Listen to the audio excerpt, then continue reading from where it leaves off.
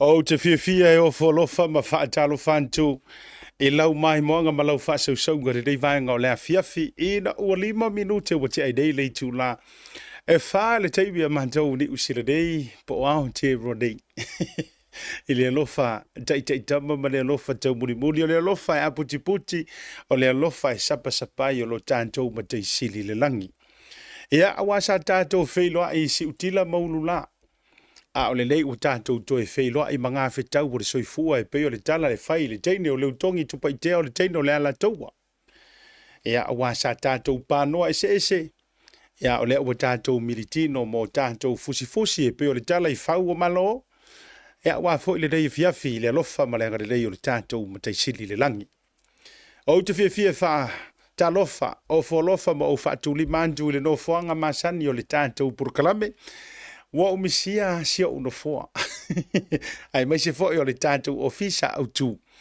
Ia awa fo i le toi tauawa mea ino se tautua o le unanga. Ia awa o e sa moa le anturu pele le loto e pele le anganga e pele le fatu e pele le mafaufau. O le atunu o tātou te sapi ai mo tātou saafi.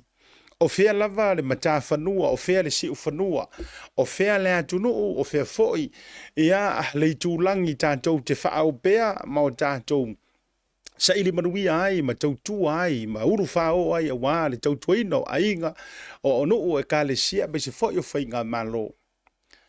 E manatua sa moa le atunu pele.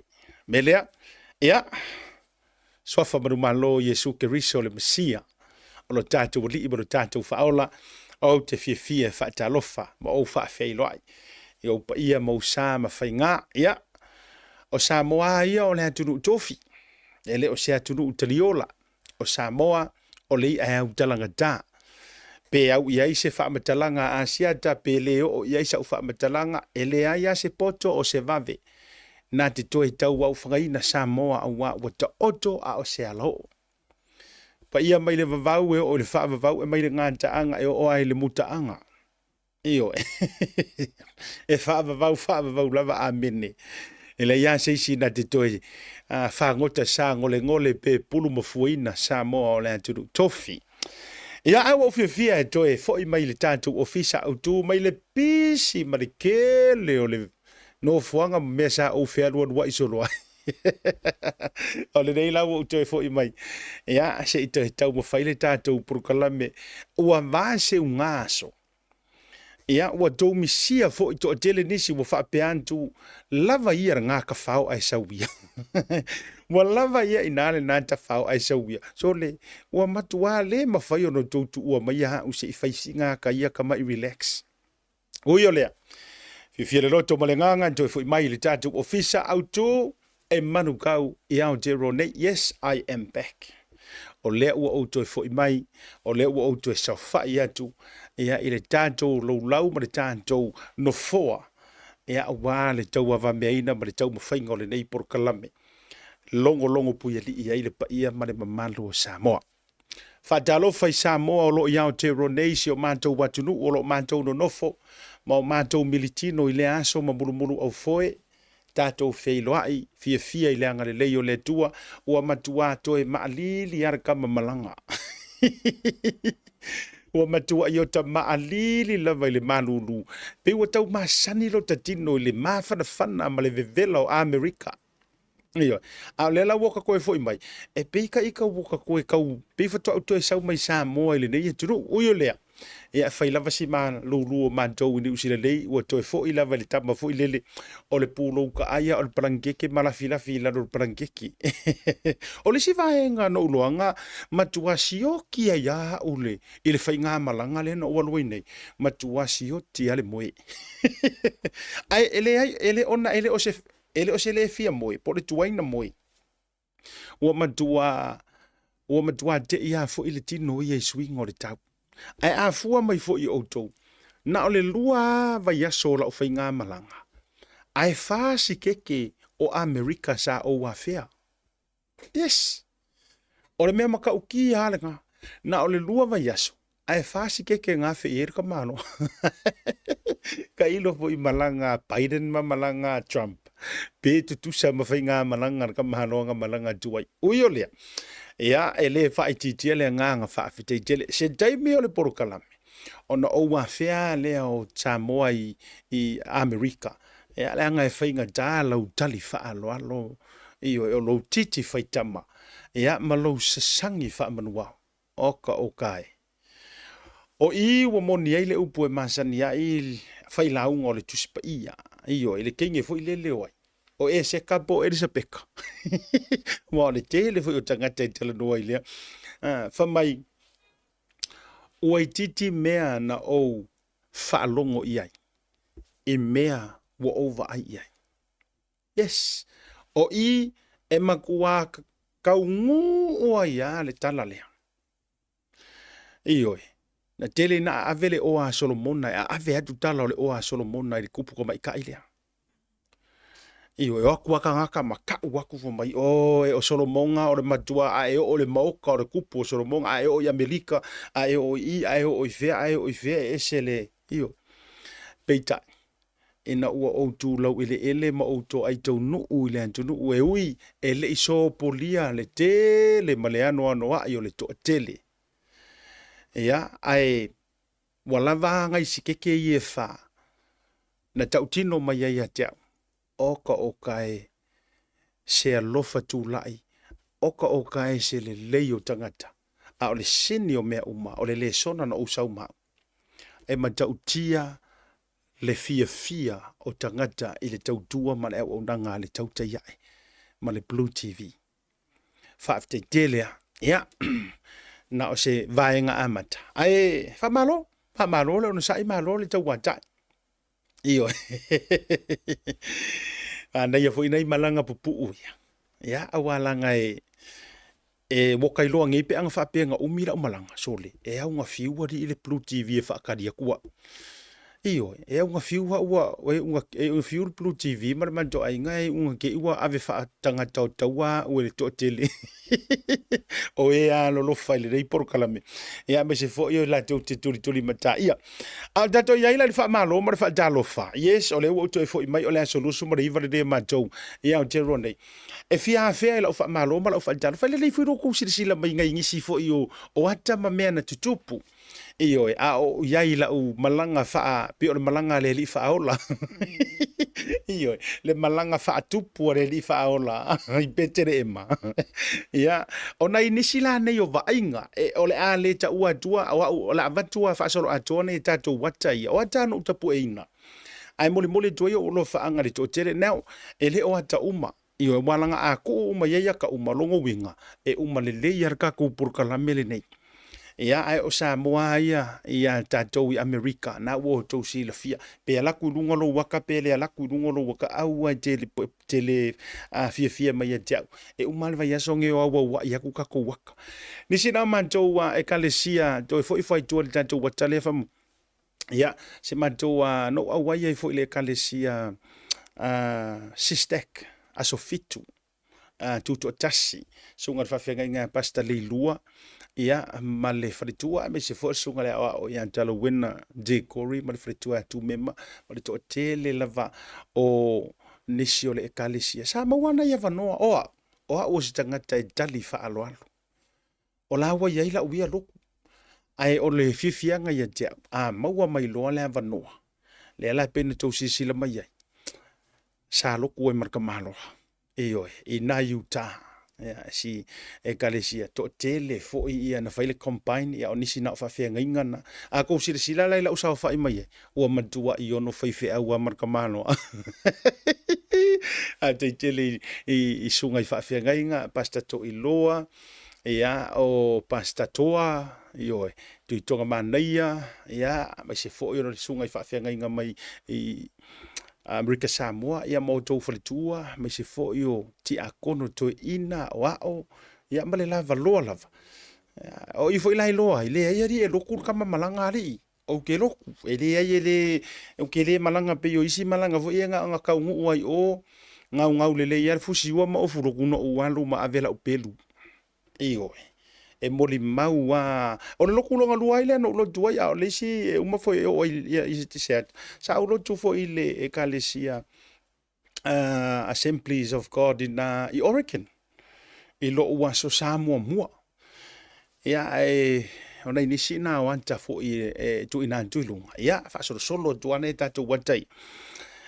O vaenga fo o le tali malo manisi fo ona I tau ainga ia o wo ma au me mai o le mangia yo se malanga si fa tu lo tala ala e atu nei tatu wata ma to felo inga le mana inisio le atu nu I Seattle ya tina ya tasi ya mali tautonga ya Daniel a me se fo ila ya ona iswafa ua a mata isi a mato mafutanga I Seattle wa vai o ia ira ka ua lo fainga malanga no o watu ya I Washington ya na la ua mafaina mawaile ava no fo ie feilo ai mana inisi fo tamali I o le tunu uina Washington ya amata fo mato feilo ai fo I marisunga ya pira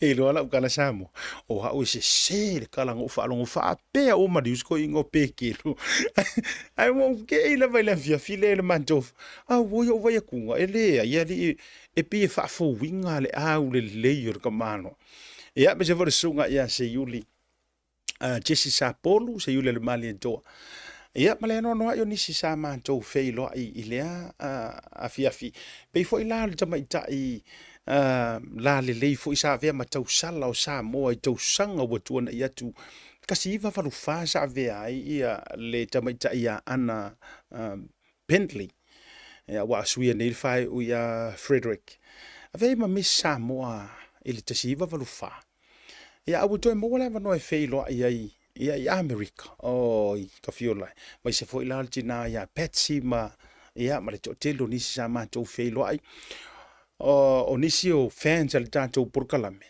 It's good to put a name to a face. Matile pule. Ma le tautonga le fionga ia to malatai. Ko se sila maka mapira. Ia po o le fionga ia ta vau mali I po to fa ia ta vau mali. Pe telo wasi la fie le ko kele pe kelo masu meu.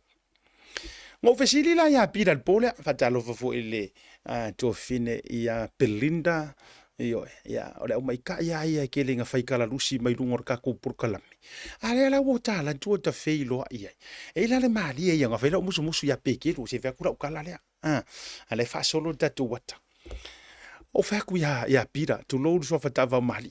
O ma sa fa I max so o mara ka mo fa. O la ofisiri ku sa o. O le o mali li uma isi ai. Na ia tu o tanto tu no tu lo foi.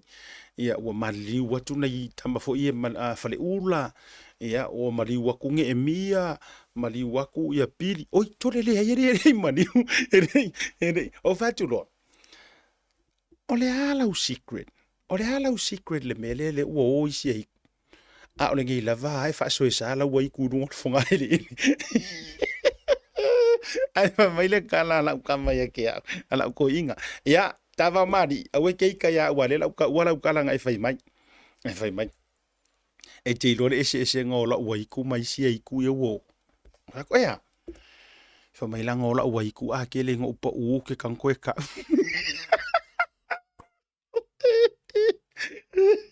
iyo ava to ya fa mai asi au wa vo ngi ka la mai lo ku lu ngale mele I trust you not to say anything. Yeah, now you know, don't trust me. Yeah. Mai, nā ngō la uaiku. Ao ngō upa u. Ao ngō upa u ke kango ako e ka. Iyo. A o isi aiku. A pa u enganga. Ako sila la sa mo ele sikwe la ka mo ka va mari. Ya nga ele ai ma se me lilo e ke kango e ka mai nga me ke. O ne nga no ya o le ke ka u fa sala la. Ne ai e se me ta o faitala. Le ai ese awala ke ka u ka faikala. Wana nga ka u ka faikala halu musu ya lesi manesi.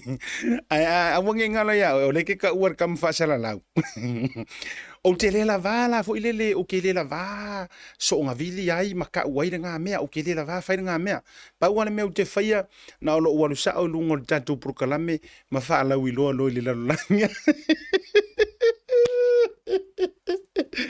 a o kali la nga kali mai ai la ko inga e ke fa mai asiata o va ku ia sa ngoi o la me wa o ke fa ku I wonder I'm wondering ai se awa o mi ero so ifua au ke fa ku pi ko ke ula me fu e ke le au ko wai ku ke an kari la ngala ko inga fa mai ke fa mai le la uta ua tu ya o ele secret ai fa mol mole o te ta ua mai el pokalame o fa ko rea tell me pungo mai lo mare uno la ka ma fa mai la ngola ua iku a o inga maua o fa mo konka o isi e iku. Ka. Ia, ataro whātua i le tamama tua. Ia, e le to e tau su la whalau ie. E le tau tua le nei to ina. Ia, le whionga ia to whāta vau mali i petelo. I o i tūlanga le whawhiawhia ina. Whamai ia le kala pira le pōlenga mawailewa vano e tūla i wholko inga e whaisanga saungoanga le matou pōmuni muri. Whamai saungoanga le ko inga. Whamai ele o au se whaifale iku. Whamai, mori me fia wha sao sa mo, ele o au se whaifale iku. O au ore tangata u te fia wha ata tangata. Whamai, leanga u kele aru ma whaungi whale o ngia iku. Whamai langa u kele aru ma whaungi whale o ngia iku. Anga o whauangi whale o ngia iku. Wa kūmure laro langi ia iku. A talo fatu si uso ya manatu lei. O ke lo e lar kala pe ke ron ka uma ya manatu lei. Ne la veku. Ai so ma hau fau pu ke ka ua ku mangu vere hangi me di lo Wanga fa mai pira ya e ya nga me lai lo e manatu. Ia fa mai e ya o me nga fai lungor pas. La sila fia manatu lei. Alo, ka fiora ya o ko e se ko susungu. Ka ko amoro foi leva ngo liu liu wai pira ya liu liu ro foi pira ya. Yo ngai ai fa petai le po. Ai va ai la ore me ara ki akai ka maro pira. Ai se u fai ku pera ka le mangu mo woro wa vango ya pira.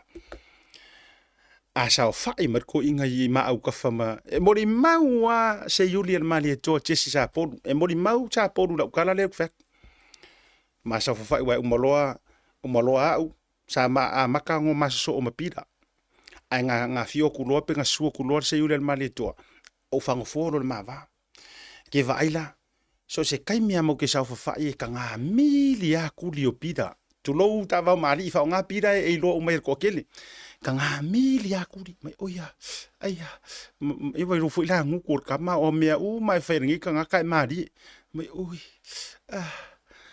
ai ngā o ngā kā ore pese, e ila re kengi ngā e ka mai kai, o le matua #1 for kako fans, ale tautea, e ngoia Belinda, e ngofo mea lai kua Belinda mwhai melanga live, whamai, oia,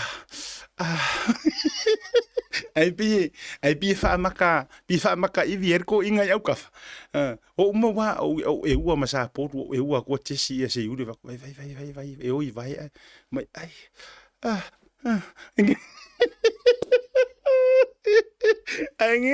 ai ngong ele ile va ai sa vali mai ma pedinta ya kaka ko ale sa fa mai nano yo ka ko e wa ko i luma me ele se ko fingera le pedinta kaka ai ke ve ka nga oi ma fa kuma ma ke fa kuma se yuti ko fa le ko ngo a ori toina yo ko e pa wa le me asia ka ma se yuri le ka fa le ko ngo le ma fa ma maka ya a o vai o kuti tole ai maua kungare o ke kirikiro ku e oi kuri mai ai la ngengo ye le va voi ai la mai pedinta ngale la mai pedinta mo nga sa wa e u kamaro pira ke ngo fo umira ku mai nunga ai va ai la ile ku pe kero pe ye le se ko inga wo ma se fiku se furu kausa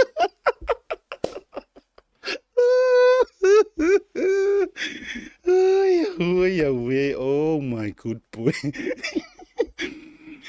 Pei o le mingo i ar kanga. O pira wa valu lua. Mara kou sira fia. Wa valu se furu lua kausanga.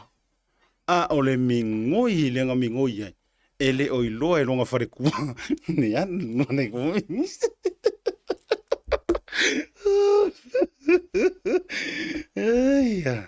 Ya. Wala mu pa usa. e sire ko leanga malava e o mai ngai foi le au popo o ye muri mai ngai e o mai menga o le a ki di nga sur karasingi sko le au perua la after ya mati le pure ma le una la le onga kongu mai mako wakale ka le anga maku ai fa mo anga sko ingo ia o fa sanga lava fo yo le fia io ai se yo fia su o ke fia su lava po a me ye fa mai ia le toina o le si la fia mana tu le lungo le pasi e o ala ye ka ku su enga fia fa ma puela u fa te tele e se o so le fio ngai le fio ka me tai linga pasi toma o yo le tai fono le fast supporters ai mai se o fast supporters o malavai i so se tafos ke kongo Amerika ia le sunga Pristine me se fo le lato au official funga leota Marita Roberts Maseuli to ala ia me se fo sunga le kopo ya Bishop Pepe ia mon of so swani Marita Roberts mo anga ia me se fo la o le sunga le lipule o le tato Polynesian market longo a Utah ia le sunga ia si usavea tole fo tele timu io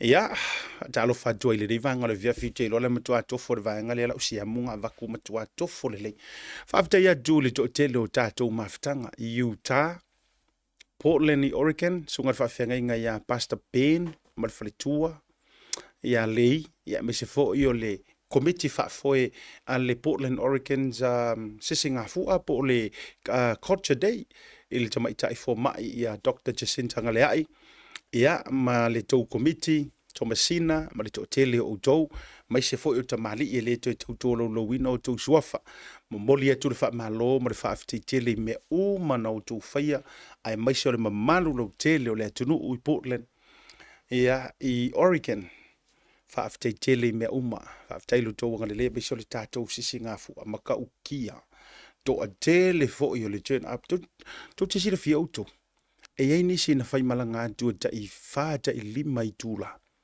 e driver ko wala nga ko ke sira fi aka o America ya ole upunga e mai yo le malo tele o ma do wi ngi usila a drive se half an hour 30 minutes I drive I wa matua tu matu nga me ya mako I drive for 1 hour, that's a lot. O Amerika, ke rohi whapenga Australia. And ta ure lata drive ai o e whea kui kangaka. O lare mamao le merenga so oh, not long, it's only a couple of hours. So, what? Really? Ma yes, ere mamao, it's only an hour and a half away. Kusa hour, pe hour and a half. Pe o se mea ua matuala tala noa le o Amerika. Ai a ka umai leo langa o ka kou ingi usila ma sa munda mangisi o a. Nga o nga ka umai ya o rei kurafa mai o ya maloloa e ili. Isi le malolo plan le leisi aso malolo e o wai. O le ese esenga. O le ese esenga o tu inga ono o le atunu ue tele. E iai la ila tau sa fai malangatu. Ono I tu la sa fai malanga 5 fa tolu lua yes sa fai malangatu ina ia tatou wheloa fa afetai tele mai le ta ele o lo loto so to fine a sister Faye po le tama itai tau pousa fa afetai tele o I ko ke sira fia e ese le anga le lei o le atua io e la o fai ngā malanga se vakunga I maku wakai na o to ai tau nuu atu lava o a puti ma sapa ia o li mo au fai ngā lue ngā le atu. Ioi. O tangata o malava sa mātou feo ai. E ko ki sisira mai. Ia a mata tau nuu atu maua I li mo kapo sa. Ia na tau no tau toe pispisia ina ua mātou feo ai fo I ma whafteisua matuila. Ia. A wako sisira mai kanga mako feo to ai tau nuu ma to felo ai fa felo ia o le tapo sa ave a ule mota no fo ai tapo sa o a ule nei u tau pala ai fa pe ai a ave o tonu se falo ye ni moniki mo ave nge ya wa ave ko ma ri se pe kura u karkalang o ko ke pole nga ka fo yor ka ko kai mio mai ka ko au fai news mai Samoa tato wolo fo inicio ai si ka kala ku si au kala malanga langa man ye ana va tua ma to wo o va ia ku ngo fo ngare ave yau o lo re ko ruse iyo ia ai matua secure le loka ma me uma fa pe oi ka fiola e lo sungar ka mai ka posa fi i fiu Oregon fa kali mele la ko MC o le au wa ave u loka ko kongo na o lu fale tu la vai tonu fa mai mar sa noanga ale tama ita posa sister feia brother iyo tatia mai ia mai kakia mai ia me uma lo malanga o la woso le ka le wili ya ku ne to sisi mai tatia mai ai sei tawa tu mu ai say hi Jesus on sa nganga ne ka mai kai ka musa mai let's go and say hi to Jesus first wa ulang yu fa pe wo ko fiola ia ka anga masa va vali kwa enta ku kongu through PC library ma wa tu le si fai to marka ka langa engor fai ko lai kau fai lea mai tangata i tutonu lai tatalu. O fai aku. What an awesome place to be. Aua anga palasi mai o mau. Anga palasi mai o sila po elevisi. E matuan te i ana i tangata i o toi su fai tuto ai saule anto i fafu. Wafu ele masangi le oranga kakaro. Ai nga o nga kakala ka mai ka pousa o kiro kunga. Lai lalo mai pese ole chapo fare talo vo ile ma nai ole file mu ala ka fa ile mai makakalo nga o kepa ko ka posa o fa e fa kanga kakalo so ses for my yes brother feel free la amargo i ngai ruma o uifo kakangi mo kuri vai lalo si mo uli mo kakalo lo va de ma ngai e awalanga nana fa ya tula utala o kila longa anga o pe ang o ka o ka mai nga ka ngu o pa war me mo fa ka pusa o fe mo wai vendem o le besidi mo ale besidi ai ma na ka mo ya nga lena i California o le besidi mo nga sa we fa pe o fe ye Hollywood ia o so mai ere visi fa pe mai o fe mo wai ere visi ia wala fa pe o de usau ele visi sa mo ve ko ai mai ele visi Amerika ia a o ka mai kilo loku ia fa tai sister Faye o si kia ngela ia le sunga tama ita pusa la wai kanata se Ontario o ia nga la si kia kanga nga masi kia fa kasia o ke saua o e si tia ile solution mar fa ia lena te ne le solulu na mo le va ar sunga tapusa ia ai muri ai le mai la uva e se le palengi o timing ale atua le ngale leifo o le 12 fa malo mar fa te tele ia te auto fo i uta ai mai se fo yo siaro malo tu to tasi ia mai se to vaenga ia tia o lio ia o le fionga yam misa ia mai se foi ia le fionga le tei fono ia afa masanga ia mar falitua ia mar to tele la vo to lua tua ia ma se utosi mar to tele le maftanga na o form up in Washington fa tele fa tei foi uta to tele manono ai nisi me fai ona fa leo tu o le tangata pito i matua lava leo o sau ngeisa o feilo ia uta o le tangata pito i matua lava le dei porkalami o le tina ia va purchase. Sa o walua I lava le mota o le tina le nei. Ono lo unau se I o wo iai. Sa o whapea. O le tina ia vai tupu whapea o vai tupu I wa varu sulua tau sanga tina vai tupu le sa tata ma ma kokulele. Le te tau sisira mai vai tupu la le alu suma lua tau sanga. O lo mtua ia vai tupu. E me se fo sentama ia Emma. O le mana onga na umai vai tupu e ataura mai siana tama sionalo ya Emma. Pe mawhai ona tāsi na pese pa se ukulele siona tina I lunga o la porkalame o whaku yes we can. o outou e mafua ai ona fia e faile tautua ma le onanga le nei. Ai sa ua ola, sa ua ola tinale. Ua pa uia te au le suafa o si tinale nei fa malie ma fa mangalo mai au ai o te loa mai le fio angola lo manu e pola na silsila.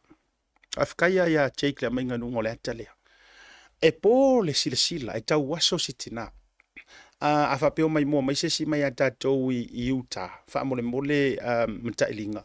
Ma to telo tatou se to fa manatu mai te au. Ia le suafa o si tinale. But all I know fio mai le fio. Sa ia ile ava fatali le nu o matai. I Utah mo. O ko si sila mai. Ka waso si kinga. Ai na nau si ona to lua ma si ana whanau. E wili aku ngai ai o, e tu leia tu lana wheelchair. E fia fei loai. Ma fia pa I le limor kangaka. E ingoa ia asiata ma le taute iai. Mongi ala ukala.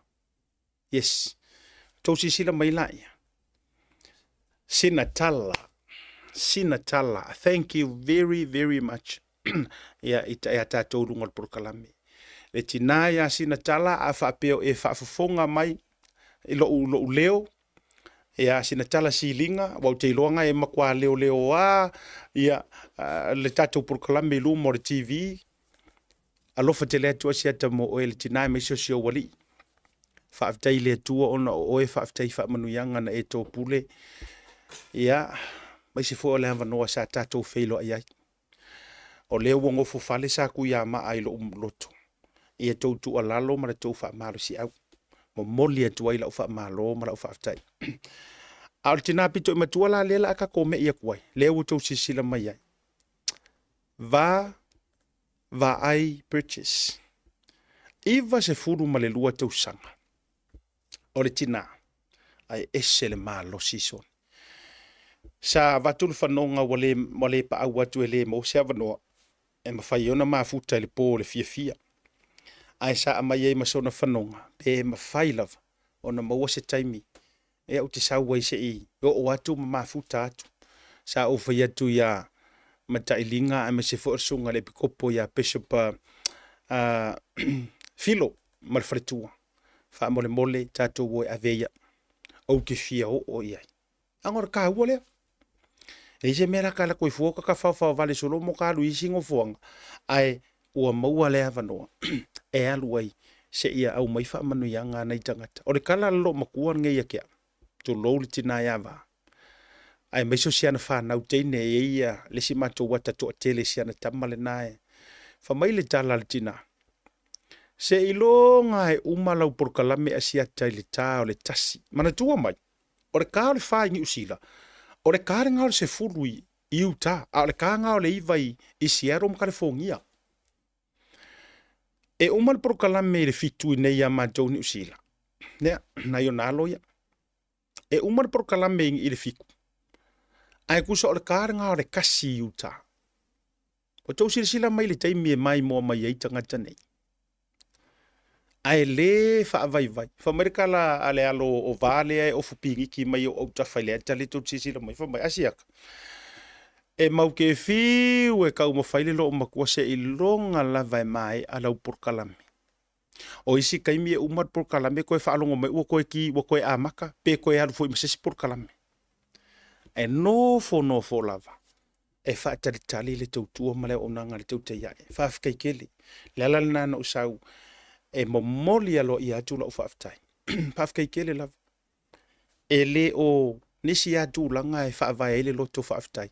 O se faamanu ianga moa. Amu ia fo ia uia. Ko lou fafonga sa moa. Amu ia lo tangata faatau vaa. Amu ia ua mawhai ona o maua se avanoa. E avea yo se tangata faasala lau. Ile nei vai tau o soifuanga. Ma maua I le avanoa e wheilo I ai manei tua asina sina o le atunu. O outou o le tō whamanu sina. O outou o ua e whaalano ma ave. E sili anga I ai le tupulanga, e sili anga I ai Samoa. Eioi, o le tō wha. Whamai o le tō wha e leo I a whi ai. E le so o ngasi iso oa. ai whaafetai le tau whaato whala inga ma le tau loto. Ia tau tama whanau e peifo i o hau umala ngatu. Moli atu le wha malo ma le whaafetai tele. Whaafetai le nu o matai i uta lei a taua te o matavui. Ai mai se foi na mulo ulu. Whaapea foi lau tō whawa i singano. Whaumuina. Whaamui e ngā lo loko ka i le whaamui anga le avale. Ale fionga ia whaumuina. Tolo. Whamai le kala ka male. Lau avale le tua. Le asor mako whilo inga. Whamai asiaka. Whai mai. O hao ke HRPP. Kala le ko inga. Mai e loa uma e ka ngakai e kong i. O maa ua mara utolua. Sa mai HRPP. Ai pei kai. O le maa whaalongolongo pea. Ma le whaalongolongo pea i lau porokalame. Ma lau au mainga i lunga. O le case le arkama leo Sam. Po le maliu o tu au. Ma le matou va ai tu lava. Ma le va ai ku lava. E ke le aku mea sa o ngai lo mea sese. Ma le kele o mea le make sense le o mawhainga kali mai e ila kou o le ikua ngai. O le mea lea. Ua makua suia iau maloto. Ma ua makari kong. O le ke le i o le whaale kong o lo kupu kong o si o kakua kong. Ai mana tua mai. E mau ke whaasoa ma whaile avalea. E le ikanga kavaleinga si leo le ikanga kavaleinga mai i. I whasko ouka. E umaka kuwo i ai di pokarami o le fiafiringi. O le ala le winga o lau tala. Lea ua pinge wha mausa ungoa ngā ko i inga ma loo mākukua o le tua asi na sina o Samoa. O laia lala ma kapukapua i mai e kungu umamau. E ke le whaafika uri le kupu ya Samoa. E le se matuante le o le whaafika uri. Lala ua makua mo le maukingo a. E te aula. Whaafekai o loo yaingi ai o le porokalame. Awange ia ke au awange ili tauta ia e awange ili Pro TV. Ia fo ia le vi inga ili atua. Ai wha amawalalo le loko. Ma o whaafetai atu. O nga oi fo ili tangata ua mana ia. Ai nga o le atua e mawhainga whaia. Afu kala nga a le atua ili kusia isa ia. O a ua le atua o mea fau. O a ua le akua I am God of new things. Le nga ia ile mau fo ile le kau ave a ka kousa moa e whai mai. Se awa ko ke fia popoko ka sui fua mea ngao mai ai. E here ka ko mau kau ave nga e kele ai nga whaale kongu ai ku puranga wha mai. Awa ko ke fia popoko ka sui fua mea nga ma. A o le ale winga o le whaupunga o le fuaka malonga lou. O le tai malona taang. O le ia malonga maki. O le imoa malonga puma. O a winga o ia upo le tunu. E maa fua mai. E iei suinga. Tolo. O le whaawinga inga whaawhaingo fio anava nei ma upunge ia le kungu. E simpolia ia kalia suinga. A whaisa ka ko sao kousi la fia ma o loa mai le HRPP fast furu kausanga sa kaluai sa lelei. Sa lelei. E ka kou ke io inga foi. E o Sofia e ki Apollo. Yeah. Ka kou ke kari kongu inga foi. E sau wa whaalelelei. E rei a fo ise si e ku whaamonga i songa le lei e sea mawang ko inga kaka whapenga. Leanga o le malosi o le pawa, o le tele o le tupe, o le malosi o le pule, e ongo sui ai au me fai. Ia. O fiangi a inga fo ilele a o aso maki kiva sa kufa mea. Wo fiangi a inga wa sui fo ia la ko style ma lifestyle. O aso ia a faire le suala isa mar ko le isa sa kufa ala ai uki. A nga nga maua ka avale nga nga maua e ko fa ngo ia ku si a inga next door sa kele nga su e masima e fa ngo ia ku pinga se imo mori ia ku isa sa e se imo mori ia ku ia pia ia le la ko ma ia ai wo sa ko nga me foi leli. Ele oi vai ngi pensing. Wa sui the attitude ma foi sia. Le nga wa maua mea. Ai mafuongo ukarangoa kule mele. Ona o le whaato whala inga na i tangata matutua. So le, ele se le sa ia ko inga malo makua la ye. Mo moli e tuai lau wha malo ma lau wha aftetele. Whaafteitele lava le nu o matai uta, ma uta lo na lava loa e ka le sia manisi sa tātou wheloai. Mori le whaamalo ma le whaaftai. California, whaafteitele. A whai o outou o le tō ainga, o le lalolangi. Whaaftai mo mori lau whaamalo, e le sunga ya duila epa, whaafetai sua. Ia, ua mongi alo suafa. Ua mongi alo suafa uso o whaaftai, tulou o e uso matua. Whaafkai ke le lava ile. I mea umana e whaia mosi o uso. Ioi, lungo le tātou wa whaamiria. Ia, e maise fu o le tātou whengarenga lea inga i tūlanga o le tautua ma le au aunanga. Mo moli atu lau whaamalo ma lau whaaftai. Tu sau mea ma lava sa e arranginga e maise fu. Ia, o le tātou mawhitanga ua mawhai ai. Ona toe wa ia mawhelua iai iniso tamali. Pei fo ilao le tō whaia ta avau mali. Ngā ngaka le mamafukanga a o u kalavou. A o matou wa rota ia so iai. I vai moso i pēsenga. Ia a o noforko i ngai funga lei. Po kau fusi ia te funga lei. Ia e whaafetai. Nearly 30 years later. Lea ua joe whei loai. Ia mo moli le whaamalo ma le whaafeteitele. Whaafeteitele la vai mea uma. Ia le tamali ipo le tamaitai. Whai pisinisi. Ia ana Bentley. Frederick, mai se fo Patsy mo auto uma, whaafetai atu mai le taele o loto. Honey bunny. Oh, isore. Mang kore ngole ke le peng o whai aku e kere ngō wha mahalo atu. Wota whailo ai o malava i le tōtele. Whaafetai tele mai le taele o le loto ma le anganga. O le atato atu na malolonga. A fo i mai le tato malolonga. Nga onga o fiafe mai ya. I le keisi le nga maliu mai ya ia le leo leo lea. I le fio anga o fastouta. Pea mai. Matali ai. Ia le tato whelo inga. Ia makaku ka mauru popo. Ai meisi o le sunga ia tui vasa. Bole tō wha tui vasa. I le tato nulava o le lima mātou ni usila. Ai tu so le tā leo leo no. Ia tato i Samo.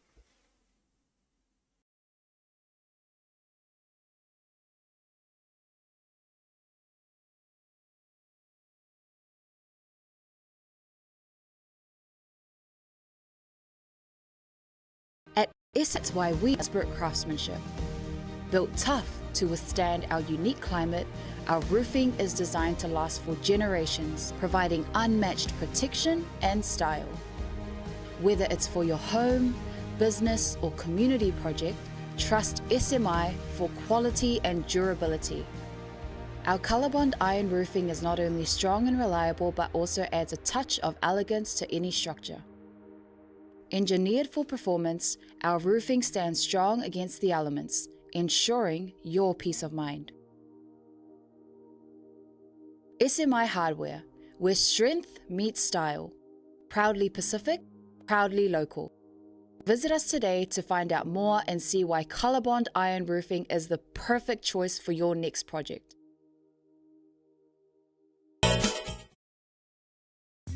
Mo tupe whapaponi Samoa, mana tualoa le Pacific Easy. Olo whawau pere tātu whapitoa nao le 5 tala te tongi mo tupe whapamoli pe ae whaunga ina le Pacific Easy mobile app. Olo avano fo i direct transfer te posi sa wailo tupe le tātu account ma whaatino la foino tupe whapamoli lungo le telefoni ai inga whapitoa. Ioe whaasauni loro teimi mau tupe o taunga tale pensini ai whaunga le tātu Pacific Easy app po le direct transfer mo tupe whapamoli. Olo avano fo i o tātu ofisa i o Tara o Tahu Humba Mangele o tātou la la silia ma le fitu se furu o whaasopori a New Zealand. Mo disa whamtalanga wala au le o Barcelau o tasi ono po numero masani au kilani o le lua fitu ono fitu iwa fitu wha po le lua fitu ono fitu iwa baru wha Pacific Easy o lau pa anga mo tupe wha mo boli Samoa.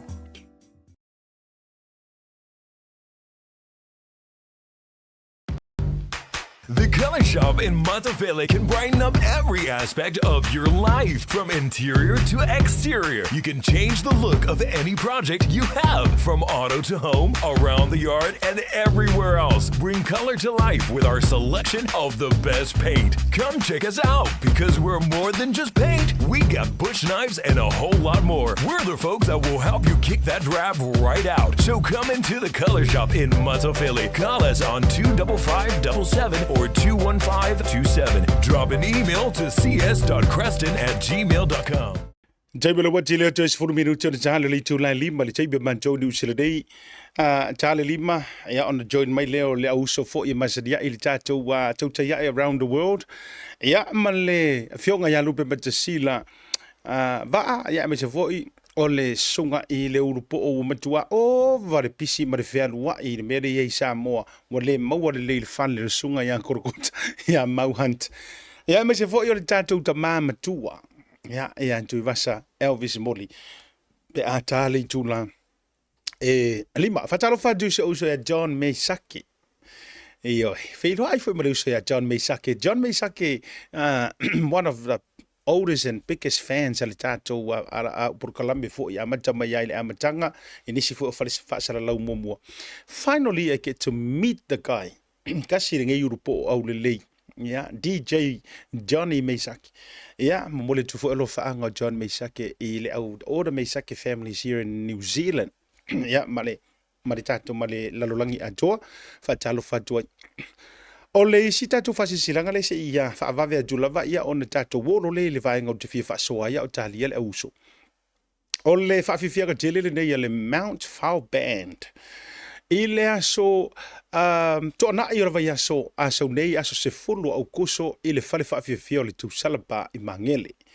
Malanga ja milo mai o lanjo malanga mai au se talia. To ai tonu o le failo ngai no le luas fulu tau sanga dalu o le faavaina le Mount Fowl Band 20 years anniversary ya malanga mai ai au na MC le fa mo tele lea ina le tau sala night club e sunga se yuli sani mo o to fia lava e fai o vai se kueli o fika e lulu tino ma lulu ulu ma tango iau tanga po o lava se leni o na ingalo le fa fia nga ma tau tia le nei ale Mount Fowl Band malanga mai nisi o le au fia o le malanga po o le fia nga ma tau tia le na fo po le aso se fulu le aso tona i le so fo ia o le fia i ma le tamali i longa la fo le tatu tu Felice Mikaele po le fionga ya asuao Nduruono Felice Mikaele ia po le ala i tango moa fo i vai atu le fa longa i fale lantai Felice Mikaele mai se fo i o le tamaitai ia to fanga meke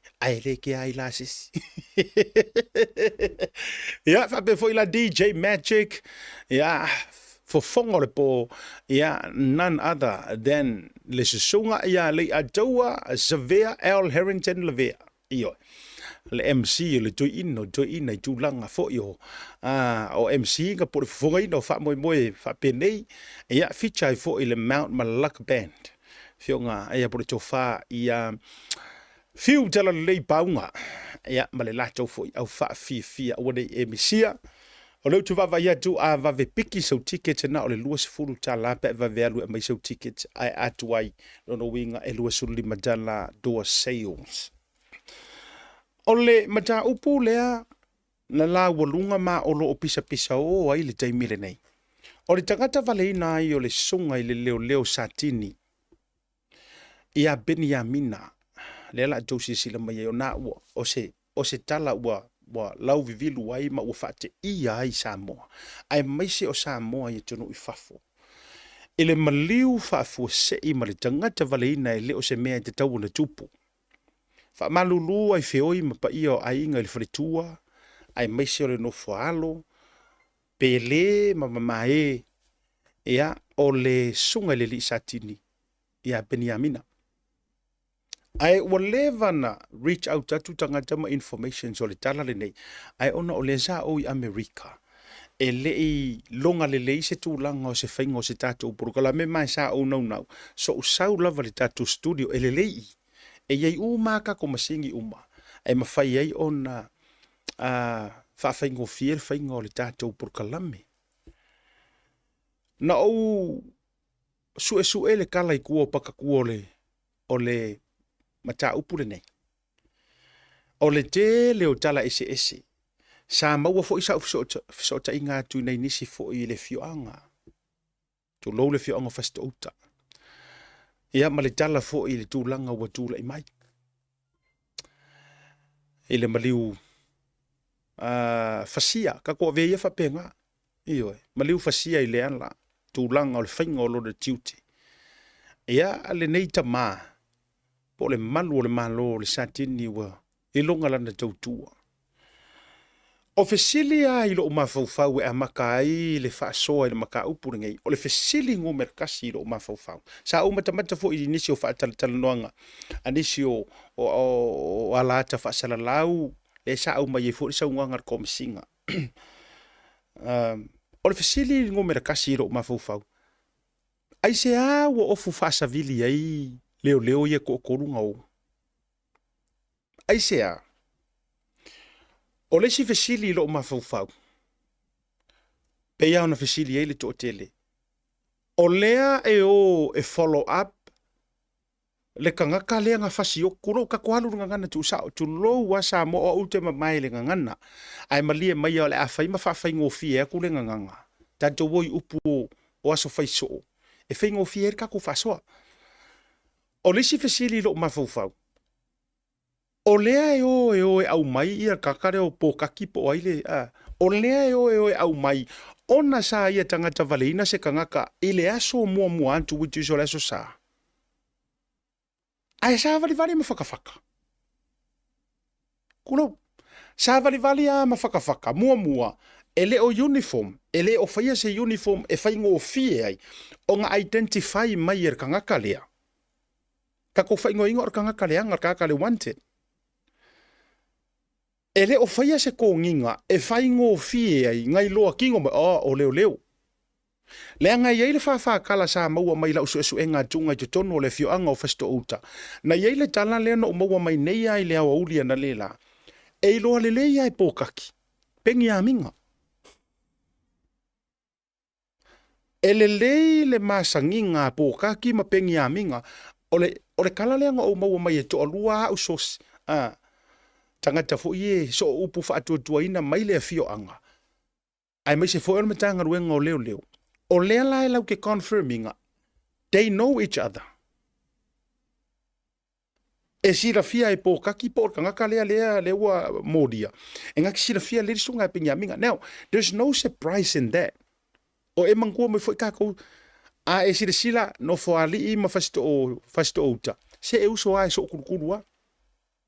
O le whalea anga a koa, everyone knows each other. E le ila se me fo ile le a me ofa ala tua ile wingo le upure o ki whaiak. E sila fia e pōkaki i a pengi a minga. A o le fesili eilo o mawhau i le kangaka le ilu ngā kui i ngā whaia le kongo le mea lea, ma whaakanga inga le oso whainga lea po lea lava wai, o kere ka ua le me oso whainga.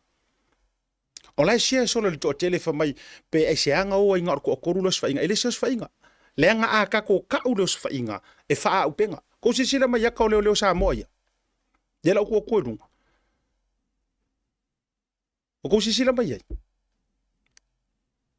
at least ongi me fa pe ai ka o makanga kai at least ongi ngai karika ai ka u karikari ai a vai e fai ngō fie ngō i fo makamo mo e makarika ia ma whao ngāre ku ai ngā forces lea i le kaimi lea ngā sawa vali a koe le HRPP kau whai le whakau konga le ngā fosi a koe fosi a la kou a mio ki ngā whasa mai ai fosi a kurawa le maso lea ngā kou wa ai sa moa ua wha upenga mai ai leo le kaimi ngā ai se anga le whai ai se mea whapea ngā o ngā wak whapenga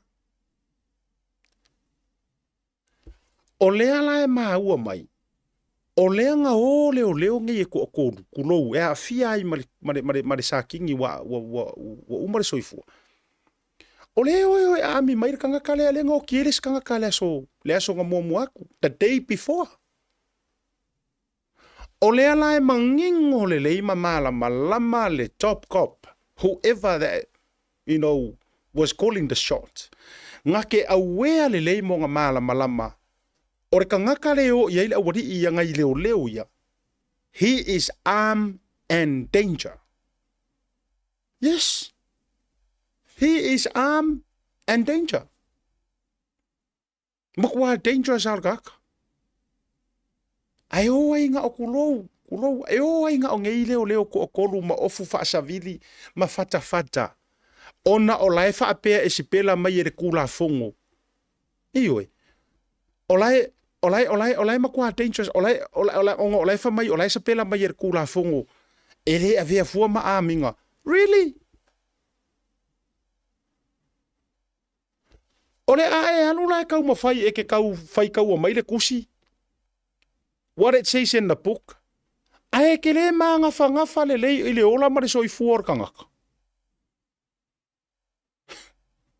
Ora fasili. Ora fasili ngā lea leinga I am challenging le komisinga o leo leo. Tulo ua. I am challenging the police commissioner. Leanga at the end of the day, o lau susunga e whaiar kōlo le mea lea. O lau sunga. E le ai lava masesinga ke whaiar kōlo le mea lea. Ua ngā o lau susunga i ke authorizinga. O lenga maua maikala. E peia o le whaalua po le whaatoru lea na o ai i ar sunga e peni amina. Lea whanga mai ai. I lea so lava le kasi lea songa fua. O lea na maua mai jala i reporti. Sa o mua ele i maua ku pokaki. Whaafso ka ia ku lau sunga kom singa. Ai sau lau kati. O ingali whaleolo e ngofo ke isi ai. Se i koe siaki se skai. Ready? A whaapea o leanga o mua i ai. Sa vari ai ma whakawhaka kuro. O aku e le mau aku. Lea langa longo aku lau sunga e kai. Whoever was in charge, maybe o peni amina sa in charge o lato totoru. O lenga o aku ele o mau aku. Ai sau le kati. Ma ngai ko aku ko ke ko mai ngale le pou ngai ngali fale olo. Ngofo ke isi ai wala ngai le ma mau sa kapuala ma. Ngofo ke isi ai. Ko ke koe ole koe sia ki se skaimi. O le lai fai mai po le whaalua e po le whaakoru. Ngau ako sia ki ngalea. O tau moa mai sa moa le mele ko pure valea. Ke rola ukala. O le masalo mia i o ia mea. O le masalo mia o ia mea. A whainga o aku mua ele maua. Koe o mai koe o e whakarikari. Koe arua kulonga lua, maybe your second time le ngau kufu ele ai pe a whape walanga ele o maoki mai por whaarua por whaakoru le ngau iai. On the same day. A whaila o le waku whaalua por le waku whaakoru loa ngai leo. Ai whanga mai ai loa. Was there any communications in between this? Was there any communications in between the kaimilea? I'm just saying. Who was communicating to who? Whamaka nga yengi fisoka inga nga kukupure valea. Se o le whela aka ko kau make wala ngai le mawhai nga kako as much as kau ke demandinga le kasei mai o ke le fongi ia ka ngaka ia o ainga vili ia pai mala whai o ainga sue ea. E le ai ma se mea sa moa e mawhai nga whai. E le maua fo ile ami o kongu le anga o le ka ofi e ka ngaka ia ua le power me lea. Yes. O la ukala lea mala uka ukingonga le uki whai aku runga le poro kalame lea. E fiu fo i esu e. E le maua are kara sa o le story sa o le melea. Le anga le ka aufia ka kai le power. Le ka aufia ma ka upule le yes. If I were the police commissioner, I think you need to resign. Yes. I think you need to resign. Ua makuala pela pea lo suafa. Ua makuala pela pea lo wingoa. E ke le o sau e kali uma mea ia. What else?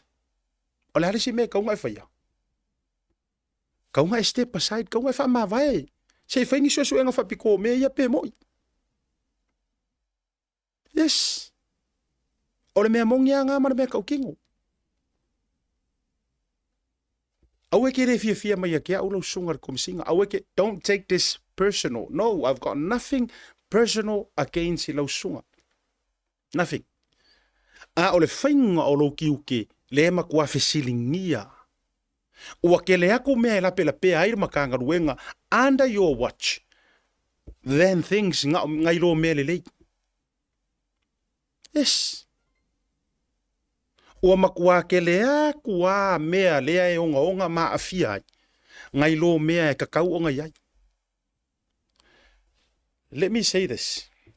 Ngau ke lope o lewa join mai ia le auso. Se siaki a gulava a join mai lava ta tau mau ma a. Se fiakula ukala lea.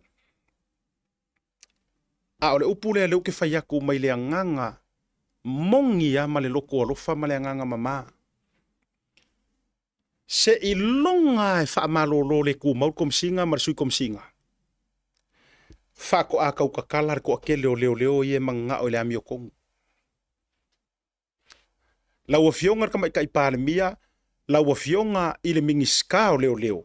O le woka ua akua le secret, o le kali le ngā o le mele manga o yeile kungu. O le kali le ngā. Le me whainga kā inga whaamalolo, le me wa whainga kā inga whaamalolo le tū mau. We're talking about whaamalolo le ku mau. Lau fionga fia me ngā omi maka afa. Lau fionga whaualo. Ai se awa le mawhai inga whaamalolo le ku mau longo. Why?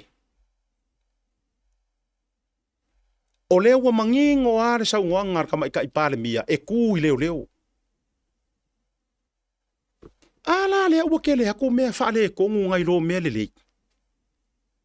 Why is it so hard? It is so hard to stood him down. Ai whai se suenga. How many more deaf? Koe fiangi ka ngaka whioki, whako a kou kau mingoi le melea. Come on. Come on. O le roi. No, okay, o kua ia o kou po whatsoever. O ai a mako sa iai, o ai a sa iai le kungu. Ko ke sila fia o kou, le lalo langi sa moa ia kungu I fafo. Wa le koe sefe me ko kongo raka kua kungu. And that's a fact. That's a fact.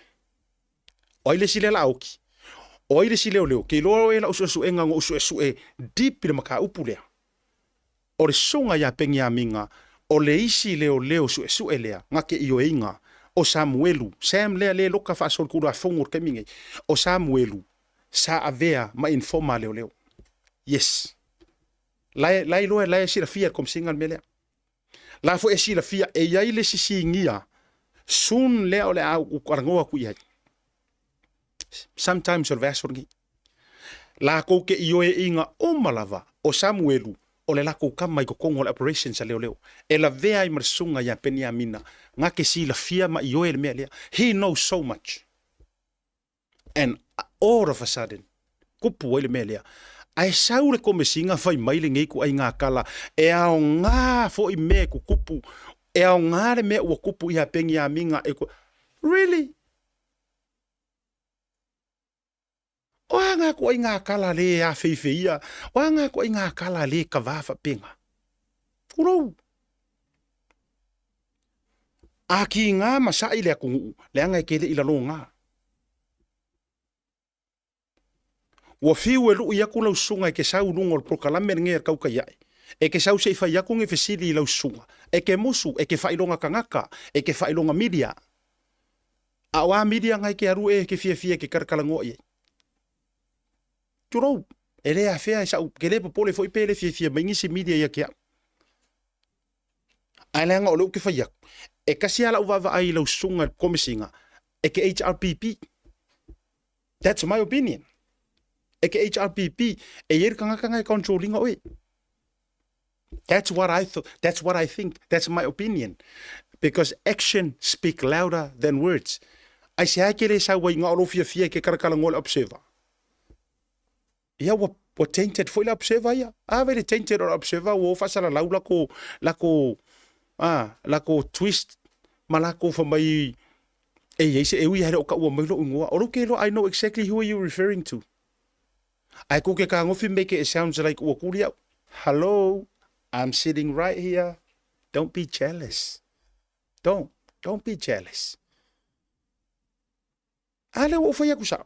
Anga se kome singa e kau karasao. Anga se kome singa e neutral. E ke sau rungo le tautaiai. Yes. Anga e kau karasao. E ale woke challenging oi. Sau rungo la pokalami. Come onto my show. Sau so ofisiringia oi le kele o mea. A fai ele mfainga e faia. Then e stand ala ukala le ukveku whether you like it or not. Peke ika ya kia upeke aru ave or defamation or whatsoever. E pule lau sunga, but okay loa e ke re kau karasao. Okay loa e ke HRPP. La a whawhiroa ia tātou malo nunga pokalame. O te whiwhia whailo a tōle ua maua le tātou whisotai. Ia ma le sui au le lei o le tātou wā. O le sila vaenga le au kere a koe whawhiroa i maitu I vasa ma le au usofo. O lea wā, o lea la ua o mai ir ka koutou tai ia e ma le tātou pokalame a whaafonga mai le au uso nei la o whawhiroa ia. O lea la ua o mai ngeira karosanga ale ainga le whangau o le wharekua, le whangau a sunga le malo ia peng, ia peni amina. Lea la waka akia I le whangonga. O se selengi, o se sairinga selengi, e fisosoangi ia I le wha moe, e le ngaka o le maliu o si asingia. E fisosoangi ia le whangau. Wa sila la le ua fionga le komisinga o leo mara ua fionga le mingiska o mara fai ngā malo ua kou sila la ile ko ngā mea ngā uma e lea ua avea ma whaafika auri lau kele ma maru lau kele o lea kungu malo lofi mai lea kungu e kau apo masapai whaafika auri o ka ngaka ai pie ke aka pie ke le yango ye. You know, I watch your press conference. Ia po lau interview whoever pesa o interview nga fai masesi le sa vai ko fita mai lunga ile kula ile pokalame sunga atui ele ai ma so remorseful. Didn't know it's a pain in my heart langa yelo lo ko lo fo wera o ke ainga sikanga ka po ke le ainga. You have no remorse. E pe ke kau a fai ngai press release, press conference angi kome singa leo papalangi ma kungu I fafo. Pe a fai wa marliu lungo le line of authority se la ko kangaka fai ngā ruenga po se fika. So le se mua kau ko ai kau malingi roi maka. E mua makulanga uma. Ya nga ko inga kala ngoa pe ya lai fai fangongo e fa mai. Ai ole wow nga fo ile me kupu. Really? E wha ngā leo lar kanga kai au ngai kasui e kou mea ngai kau whai. Ai se anga o ai ken kai o lia o so whai kongu ska mo sui kupe kongo ma keki I apia I savala I funga rei. O so whai mangei mau whanga ka avili mangei mau mea. Ai se mea whai e ngā mea. E sa o I ka lar ko ingo fwere o ko ngā mea ngai ngā ka kere I ka ngā oroka ingo. Ku loun whafonga le tunu. I have a lot to say about this and I've done the first part o la usu enga. Le anga yeile si vaenga sa kakaunga o I le pulengu. Kasi le fisili. Ai se anga kou le recommending ai manu le malongi. Aua kou ke o e whai le kou masanginga. Ai o e longo le pulengu o fisko. O le hana mafua anga e ko kongi e makanga ruenga o ki ngā makamaikai. Anga fiso o kai pulengu uia o pulengu o sui o le malo. Ai se ame mai mawai kupe ai le whaonga. Vai vei le o whaonga e leo. E po le ama le angi masanginga I kua makua. E ese ai a le pulenga rangu uia. Awa angaru sao ai le line of angaru sao asia kako sa varia ru sao pulengu o fasko uka. Fa mole fi mai po kaki o lenga fangar ka maro ngafi. Ele ai ma se fia vevela o ngaka. E kasi ar kala ri mfai pule. Sifar mai. Uyo lea. Nga ofisili he ngoa mangkati. Fa fero ya tu lo sunga mau hunt. Ia me se fo le tofa ia tu vasa o luo o so au le runga tato pokalame te le lopo o to ai tonu mai le pasi le tonu funga la au la mariu la fio mai sila ia ai le nei vanga le fiafi o te fa felo ai mo folo fantu ma lo fo le tapo ia si mai ro fa si ngata lungo le tato pokalame I le toi fa au wina malanga fa alo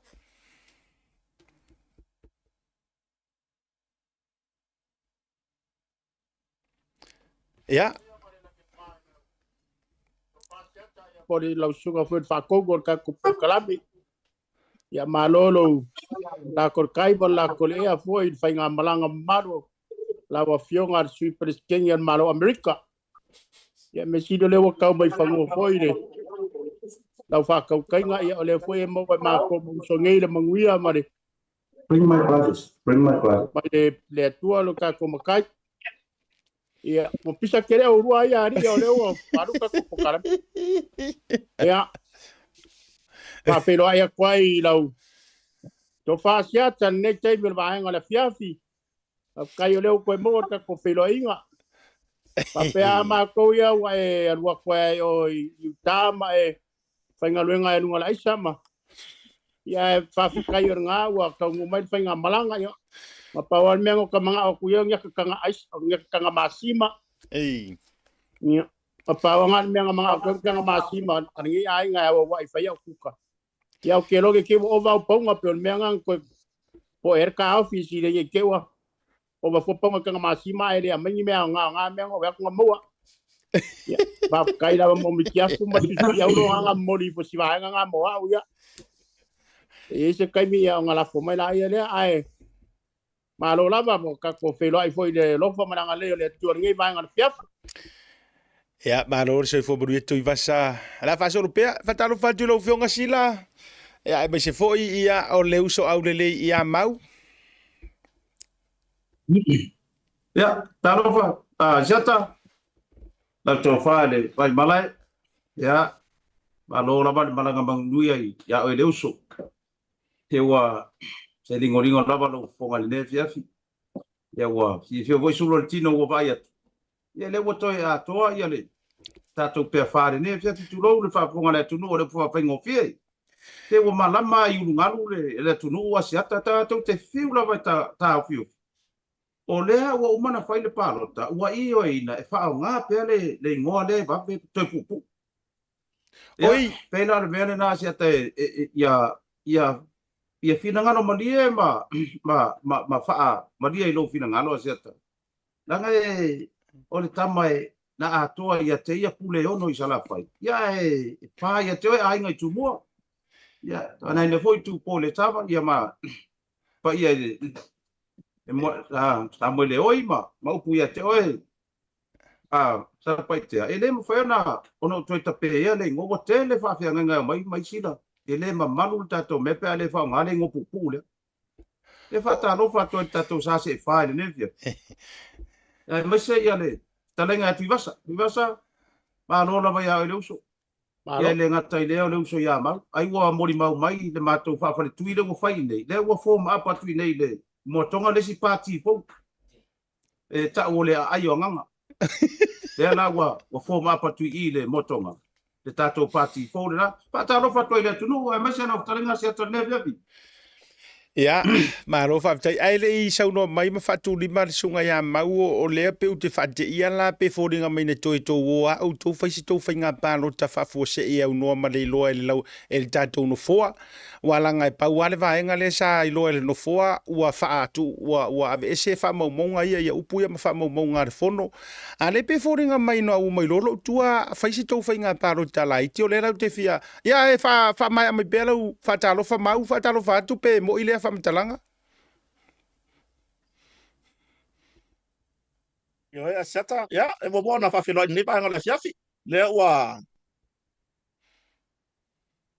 se ala titi le ono samone yo te tonu ho fa penar taimi o lo ya ni usila ya se vana ini si atunu ho le lo langi tatu se taimi ya fa filo ya tu malo malanga yo tali tonu lava le nga mar fa mo ele to fa sidia se le sa no ya le ya sa o tatu ainga ya por sa o pefa yo ele to fa sili la se fa mtalanga samone le sa no ya le so fo ya pe matsila e fa fe lo ya to tali mai for fa ngamblanga pe ona asia fo ina tatu wo pa anga tatu poklame ya merik por malotel ya e per tu langa na asiata yo na ya I lava le si tu singa fo ne ya fa le tu si ole or tatu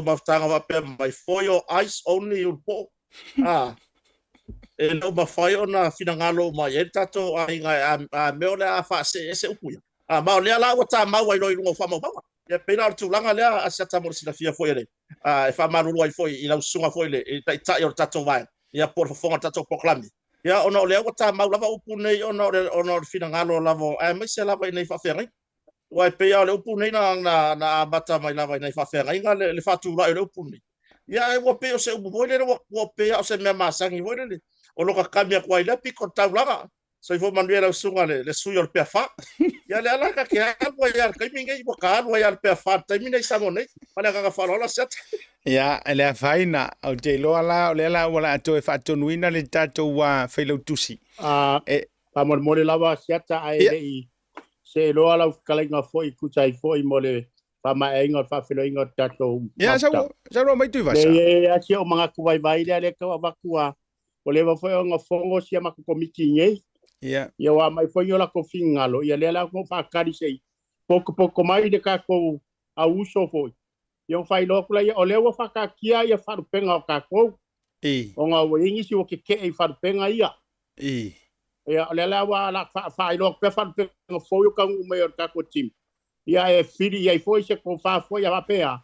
Ia la kula kong kusi wharupenga. Ia lau fionga le ngofo o kako. O kako mafukanga le la wa i wharupenga wapea la fior sao. Ia mo ngalo kusa ia asiata masila. Ia malako kame a mau whapea kamang whakawhera vai o kaksala. Ia maru lavle la inga sa ulu ila. Ia pera sa o a o pe whakusa sa o ia kia. Ia pera wharupenga la ia lea whapea praso ko vingalo. Ia la kula kongor kako kis wharupenga. O le fior sa o ia kuivasa ia maro kusa ia asiaka masila ke ngange voi la ko kamang whakawhera vai o kaksala. Kama ia mau ia pai ala vale maru la inga sa ulu ila. Ya, porque le olo ya le per aquí ko ka matanga. Pili yer ko pamale. A papela e foi ngi se ke ya para ku ngai foi ka ko matanga da vaenga. Ya mole. Data. Ya. Au mai lo fanonga tu vasa la ngai le fai ngofie ya u faru penga le wa sa mo e ai si la fo tu le fionga ya I se fo wa la ngore la ka u forsa wa nga e sa no mai sila.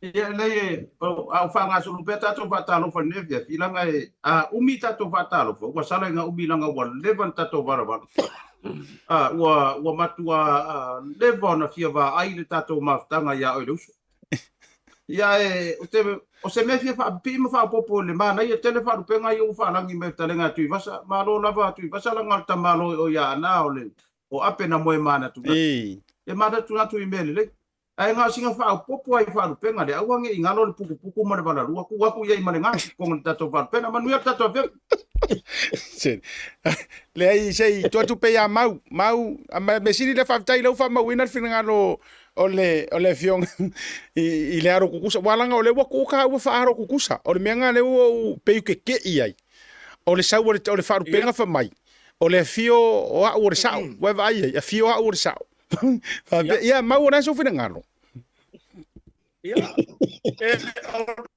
ole o ku lango ile finangalo lupe batsila o se va a ma kere fa pe no wa a foi o por fa pe wa lo que la ver fa ka fer vai o singa no ora la vai kere le fo le ko formo ko pe a foi ya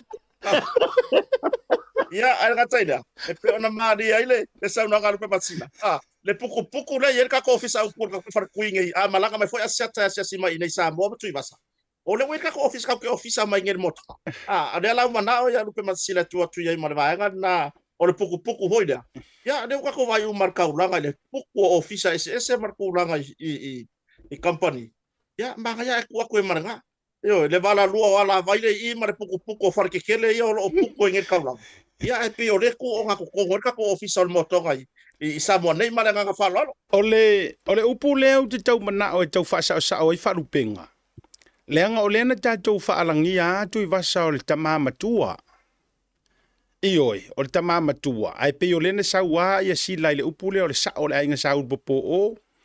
Ia ai o a o le taitai o le tofa. Ane la wa fa longo ku ngai le swinga le wa mai ngai ku vasa. Pe foringa mai wa fia me ese mai mari wa langa sa tau na fai pese tatou wa vaenga foi le tau o le matua po le ngoa matua po o le foi wa matua. Ia ala foringa mai ia ai afa pe ole apasia sa no mai le yoel tatou wa maftanga. Ioi. Au ese le ai. oi Ia wa fa mawina la nga tate vai foi male alo fai me ane wale talia le finangalo le to fa tu vasa ia ole so ole a fa mawina I fa penga le tatou wa o pe se pe ka ke kau a fai o ke o fofo ngi fai fe au o mai ka u ngi pe fa o yo le o se fi fianga sili le loto ole o mo fai o na tatou to e fei lo ai fai atu la utala o le me o le kamaiki e loa o kouso le Amerika. Kamaiki la aiki. Mo tamaiti fo ile le pe fato ata i lima ta i on. Ai matua e loa umari ia kui vasari i lupe matasila mamau. E loa umari ko kere o kamaiki leo pe tau mana i o tere lopo le ase mafuanga. Tui vasa o le ase mafuanga lenga i loa kere o e kamaiki o. Mawhaina e tau sau noa marivanga lea. Ia, wa e sila fia foi asiata e se furu valu lo ka kausanga a makalongo kaukarkiki. Pe yo le ala le ngā. O inga kongu le ngā pavai e lo foi mai lo ka kamaiki. Ai whapea lo. Kai ka kamakua. O ka whai o lo winga whakakamakua. Pe ira le mela ngā leko ke le siwa e ngai o. Ia le su e soro la kukinga po ai la kukinga. Ia. O ka walu voi me ara ar kupo soromonga. Ia ai uirea. Le ai o kamaiki asio mako ainga. E o papel. E kei fo ko fai fai fa makaranga o kai ka papel. O ko ngia chat support ka mai. Le ai o kei fai ngai ko fa finge ngai uso foi lo au mau yo. Malo. Alo five tai. Sila e le ngola e tau loi o e tamaiti e tau mai e tau o fo mai o boat. O te le lope pe te o ese se tangata pe ai o la wona tunga Utah. Ai kau fekuli mai o le ngi i o ka mai. Ai o mai fa mai oh ai u boat o na le ke ka e te tau sira fia e so so fa pe e tau lo ai oi. Sira fia vai se tau ai a tu tambo el tatu tai minefia ya le fu mai sta la tu ibas. Ia sira fia vai le tama pese vai le o Ricky Steamboat. Ia walanga ngai Hawaii o ngai Amerika sa wa. Ia inga la se voi le ngai ka mai ki wa le fa pe. Ele lo pole ai ma ngai ka ko fa lo no pe tamit. Se inga ngana mai pe po le atonu wale true. Po le true story le ka ke lo. A fa pe la va ai ka ko e va la mai. Hi friend. Ai ava la au mai lo ka mai ki. Hi dad. O inga ko ngara mau ai lo mar ka nga inga tonga binga ia wa fai lo inga mar fai ngara ki ngare ai nga wa sa nga ko ya du mai be le wa mau ange yo na ye au ka mai ki lai Amerika O le ka de tu le asiata o le sunga ya mau ele o tamaiti la ai o kama ika i le va le lua se furu anga i le tolu se furu. Tau la vea joy mas furu valu. O mai la fisiri ma o le ngola tau la America moon. Fa mai la ke au mai you're like moon. Mau e mawhainga e kau sa ngoa mai le melea. Nanga walanga o le ka umai ngo kanga kau leu kei roe la vea i tofa. O le su valu nga ilunga le pi tau yo. Ia, whawhetai. Oi.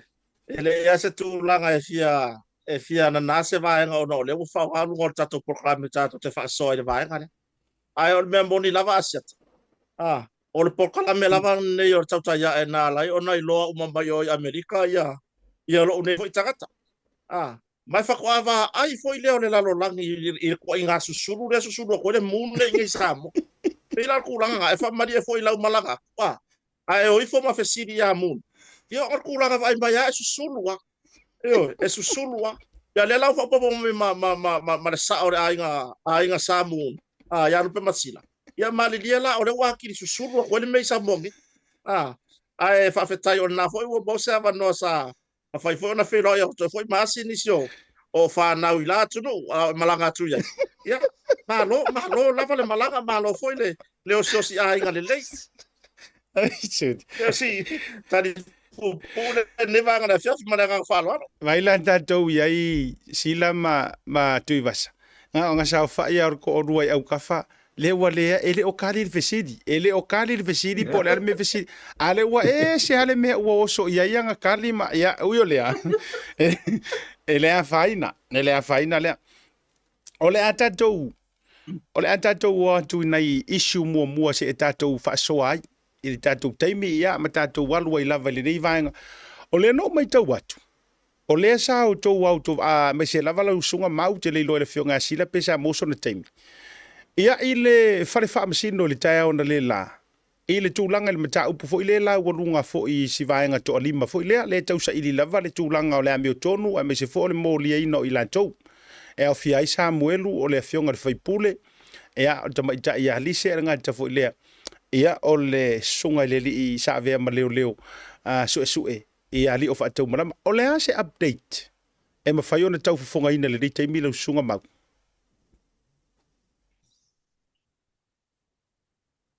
Tai mo lava noa a fa foi na tuno i le nei vai agora fiafi o le ase tala mai fa mas no le sa o le malama na leila le sa tu ina mai le fai unga service mai vai ason tene i le apili foi le a ila to ne yo lo mo le mata pune sa ilinga la mioton e ona fia ila sionga le fai pule o sa lenga numero tasi a pule ai fai mata sua o le sunga le malo por sunga le siasi ia le tofa ia li o vatau malama o le tuafine ia Lise Smith ia ma le uso pele ia Samuelu ma masiona faritua fo ia sivai o mata upu ia lua sa peona to apili el vaenga le ona o le tulanga fai unga fam snonga fai tu malo le sa fonga ina o ana bala mata upu nei i le aso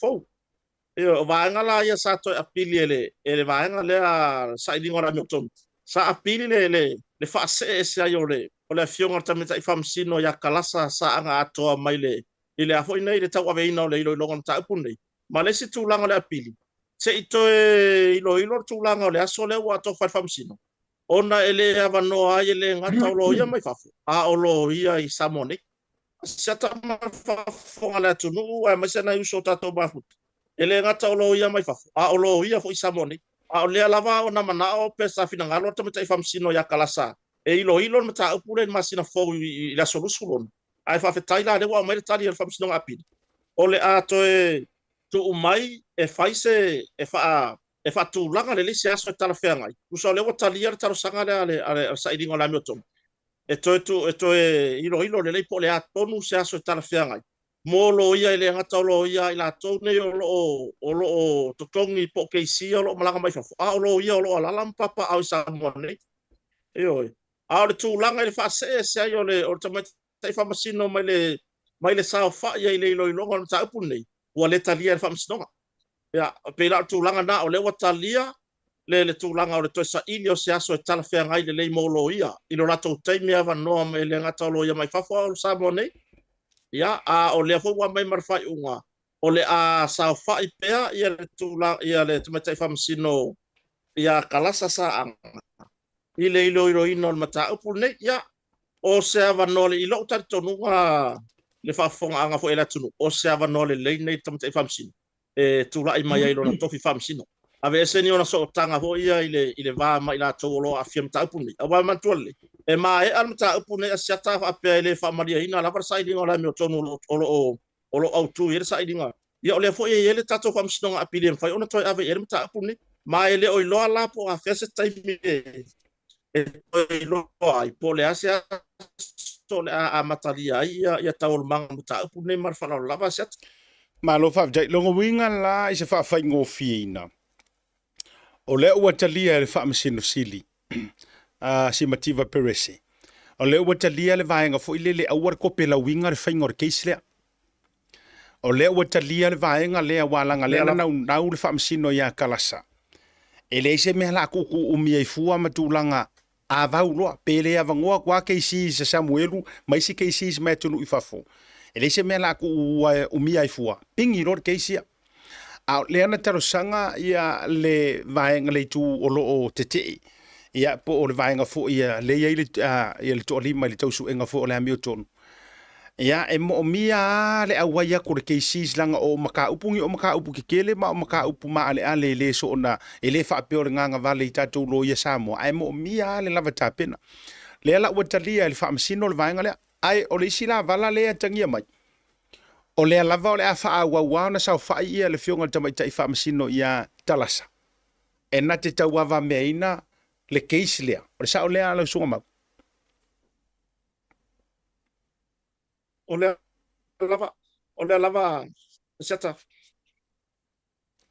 malo fa tai sila o le aso fina ngalo ia me se foi tatu tele no lo tele ona e tele nei mata upu te fia ai se ta pa tu le te taso lo fina ngalo mata upu le ala so fina ngalo o ele vai lo fio ngalo matsila e va tai seta ole le fu sa no le so ya ma le mate sa ye le media o la le ta uno no so fa na ma te lo i do official le la i o tu langa na wo ye e fa fe tai ale anga ngole li o le nei e fa fio ai solo le anga po i o le li nei fa mo o le nā lava le tātou tāngi sā ia so uma ma vai so uma le fu e mo mori a mātou fu tā sanga ma mātou ana pongi ni mātou premium aro fangia le ri ia whaani lona mana pai vāwenga ia ma whaani ni mea moni i nei mea e tapisa ai le atu ma o fia o whaanongo i ata o tau le lei o le watolo pō se ia wanoa mai ke si sia mai pafu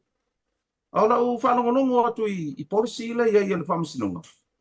E lima se fulu o ngai lunga ba yaso e tu atu i lo ia ta pena ia lato whamaunga mo cases. E o le sina ai ngā whamasinonga le ia. Lima se fulu o ngai lunga ia ba yaso. Rona winga e o le tausanga po le case nei. A le sa kau kope ma kau wavengi ia le vaenga le. Sa ia le ma pesa mo mai sia tana posa fa le ma por kala me wo.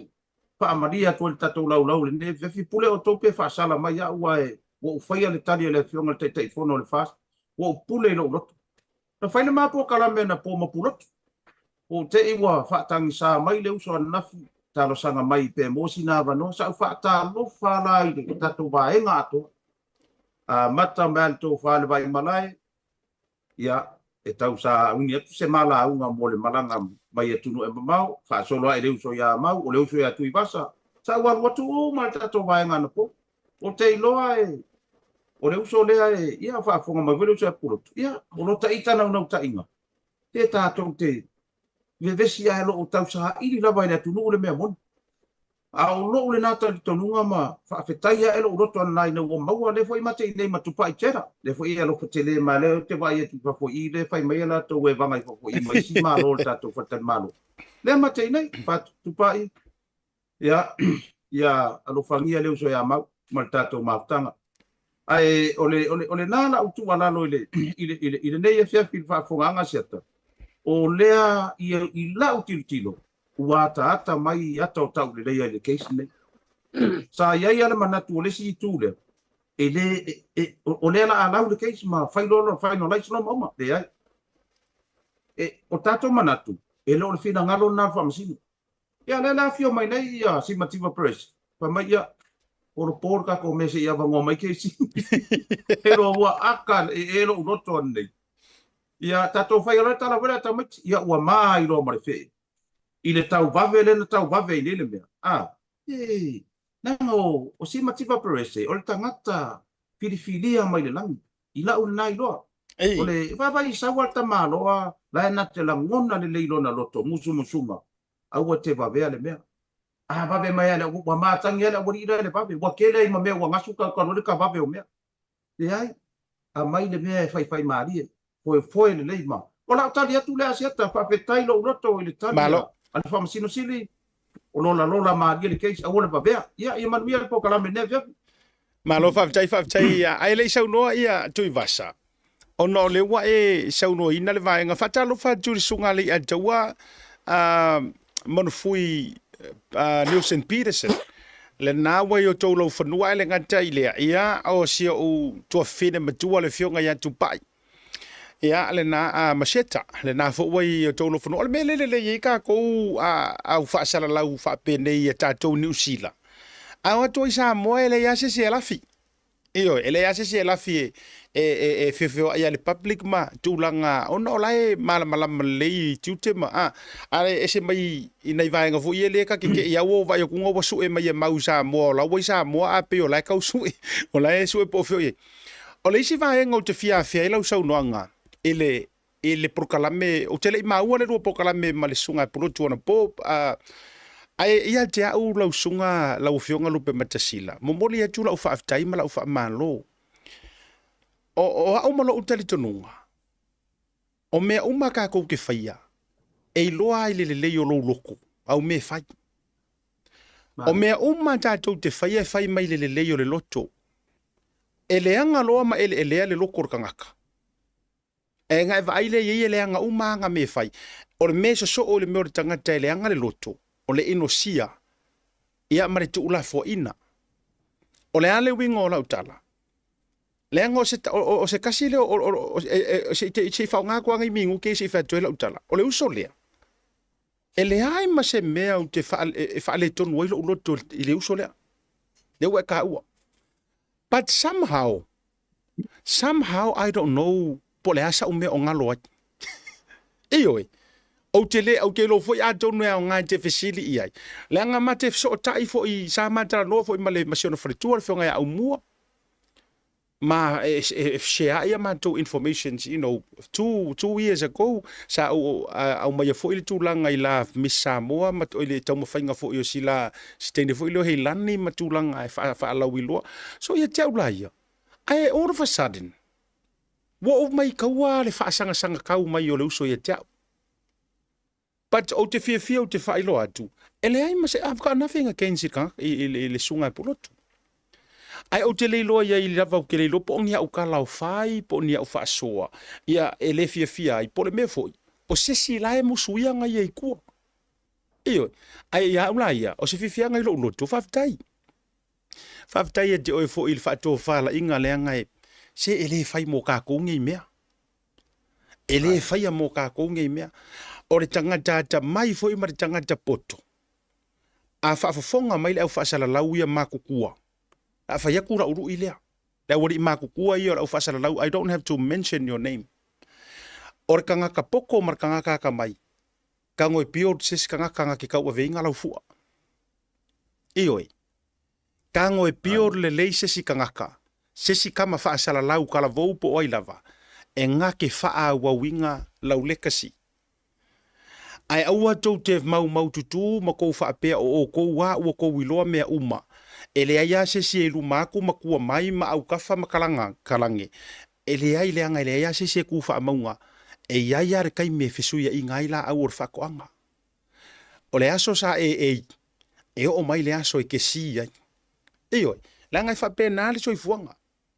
A whaila langa o le mele le ua whawhetaia ua matala i le vaenga o lau whaasoa le. Ai au ngā langa o kako ua lau whaasara lau. Si, se i whatu lau tala le mare mamao lau loto. E mori mau fo le sunga ya mau lau tala leo te whai atu ai. E na ua o vava ai atu. Ua o vava ai atu i whasala launga sunga ya mau. Mai ele amatanga. O te ata atu ai i whasala launga sunga mau le kele nga pakalang ka avale i lumo petesa ma whai mai ana tala maalie ma tūlang whai. Ole vaenga nga capture i la utilo tilo. No va ai atu le uso. E ia ke ia le mea alofa le atua.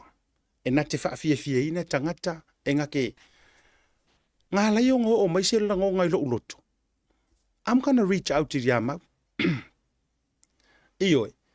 E whape ngāre soi fuanga le ngei. Auange i le anga lo loko i le sikangaka. Auange i ewa ai akwe ki whaakau ka vā i se sikangaka. Ai kau mawhai e fusi mai ko kongu langa e le aso kuloua. E le aso i ke ua la koe la uka avale maro uko o luala vea po modi o kauki. A orfesidi. O ai la sesi e mawhainga kango e wha au le ngā ka lengi. O ai e mawhainga e kango e pasi e le fua. E wha pēr nāre sui fuanga le ne. E le sesi e tū wha amunga. O le winga lana nā wala i ona o wha so atu. E au ngā fo i mole au so māku kua ia leanga i lau sa valinga mai lau fionga lupe matisila wha pēr le kako au so. O le loko leanga inga i o au e lau wari makua ia. Tuloua. Madia. Tuloua la ukala leo kufaya kula ule mentioning. E ko ai kiki a nga i o uso. Pea la inga uka uare ngor kamale o le sunga e savea. Langa kasi lea kama nga kuma losi mai le kaumu whai ngola u. O sia ufo i o langa whaasala lau. A o lesi au wali. O le makua le anga o loko ia kia. Ai le ai ma se mea kasi o ke maasangi ai. Pea se mea na o whai ai nei tangata. Ai o ingo ka le songa mai ai. Mo ka whape ifo i loka loko. O le loto a ia mama e whai ai mea uma. E whai ai inga fo i e lea kua. Iyo, langa ilunga ese ngā o le mori whaasara lau a onga. E ile ese ngā o le mori whaasara lau e kele onga kusipasi. Ma le whaasara lau e wha kusipasi e lea kua. E i le se nga. O le whaasara lau e whaakusi pasi e le atua. E whaaya inga masi ikia e le akua le mea maualunga. A o le whaasara lau e kalangoa mea ia o nga ko mai whaarkangaka ma o nga kusi pasi ma o nga whailonga. E uma ea, e koe korokolo ai lesi kangaka, e koe korokolo. E koe korokolo e ai oi, e koe korokolo e karosanga, e koe korokolo e ai oi mo se sponsor mangi mea whapenga. Wa laila no maua le nei lao lao ona o fa manguia inga lo loko la ufionga sila. Fafkai o ngawa koe moto e afea ia le uso. Ele o sesi o le uso a fasala lau. Ma o le nganga le kakau o nga maua e tātou tu fatasi. Ka kuku fakasi. Ai le o le vai mai loa a mea ua whapea mai ua kele ngi viu a sapai mala fai ua kele le a ma le a le ai. A whaia laka kiu ke mwhai ma le wha maongi o loka loko ma ua le fefe ma ua le wha nguku lua ma ua fua le kokongia mai fua ngisi nga sui ai fua le or karangoa ia. Ia e sira fia e wha masingo mai fua iali to tele. Ia wha malulu atu o tele ro utaimi le vaenga le ona o le vaenga ua e sau noa mai ilo fua malupe matsila ae tui vasa. Wha atoa mai ai ia whina ngalo na tato me ile le mta upu maale ale le fasto uta. Malo. Ole o fia la bala o falongo ko ngale la fo ile livers ale uso ya mau fo ile famusingo ngale la. Wa pe o mawama masiat ama maxila le fsili ta wale no fa kunye. I me fo e fa mau kingo mai Samoa. Ole menga sili fa fia ngalo loko asiat ta le la mala uso. Wanga po. Sa au falongo longo ai le kiole singi sa fa kanwa mai ia rimoni ia sa tua ia lava rimoni ia fia fasalau i fafo fapea ai sia me ringa manga o fasalau i fafo kope e kolo case ai sia me ringa manga o kolo case lua o le sia sa nga fai e le ma fai on apilia se aso wa uma ku po inga famsingonga e fai le case se e lem fai lang koe apili inga sesi e pule mai fa masingo le aso ya bango e fa masingo e fai fa masingonga a kongo sa nga ia ai sei fa fonga la kadi le aso la kadi wa mai au fa mai ya le fa masingo silia peris o le a koe kuwaku fa masingo ngo si koe a kofa se aso ma se kai me fa masingonga le pule rimonia ya kadi nga la nga pu nga lenga fa fonga kanga po i lau changwang fai mai ele ma fai ko kolor fa msingonga e fai fa msingonga e pule mai fa msingo mai le apilia po iseti se aso uma ko fai nga ri fa msingo ma ngai a ko sa ala le wakari sa ala perise ya o da songe ala le wakari le si ma ko kari ya ia ole anga fia nga fa no ko anga lela fa ma mai ele tau sala ya lise fa pere lo loko o le ala ku sa waran fa msingo siri le kari i le ringa le a rimoni ya se anga fia le lo ngeka kan ngeka mi la so siata Malo faftai tu va sala ofsili fa siata pa mo sava no ia mau la vatu mala fafsili le ona fa lo tele mai le lo fina ngalo o le sia fafsili o le ala mau ele lo te ale tu langa le pe o li tu o Samuelu o le awa manga ia isi vaenga i wa whaafonga i le anturu ume turu. Ai o ia isi mafu anga wa kawhio fi ume lava. Ai sa unua mai whaalau tele tu sa lofi na ngalo. tai sia tari mo mo whaafsiri lea i le peo lo Samuel. O lea wa uma o na whaanga solo tūlanga i whina wa whatula fono. Peo na whina wina i fo ele no ia Samuel ure tala i tua. A le sunga Samuel pe ona fina wina fo ele tu o loia mai o le so farile nei le fo la tatu tu fata se tu munu a wona ingalo le tunu o le so farile nei fo la fa no alo tai ngalo munu e fa ilo ma tu langa o le ala tau no unga o le ai fo ia le sunga Samuel wa o le wa ma fai ona fai fina wa fatu la fo no ma o le fo la o fata ia tu langa ile fai unga au mai ia malisi vaenga o le ato failo male masiaso o le i lo mai se time to vala au stonga e lo siaso mo vala au on ta pun le ta pule wa pe ona tani malis from stonga apili e toi va ai se aso tarfea ngai e tarfea ngai molo ya wa tato tiro mta ku ne sia tamale fa fonga le tunu wa matua yo ia ta tau ila to nei wa moria ila to nei to lima lo a fa ngo ia o sai lingo la no tonu wa ma ko yo ia lava la to wa ia ta tau fa tu la fon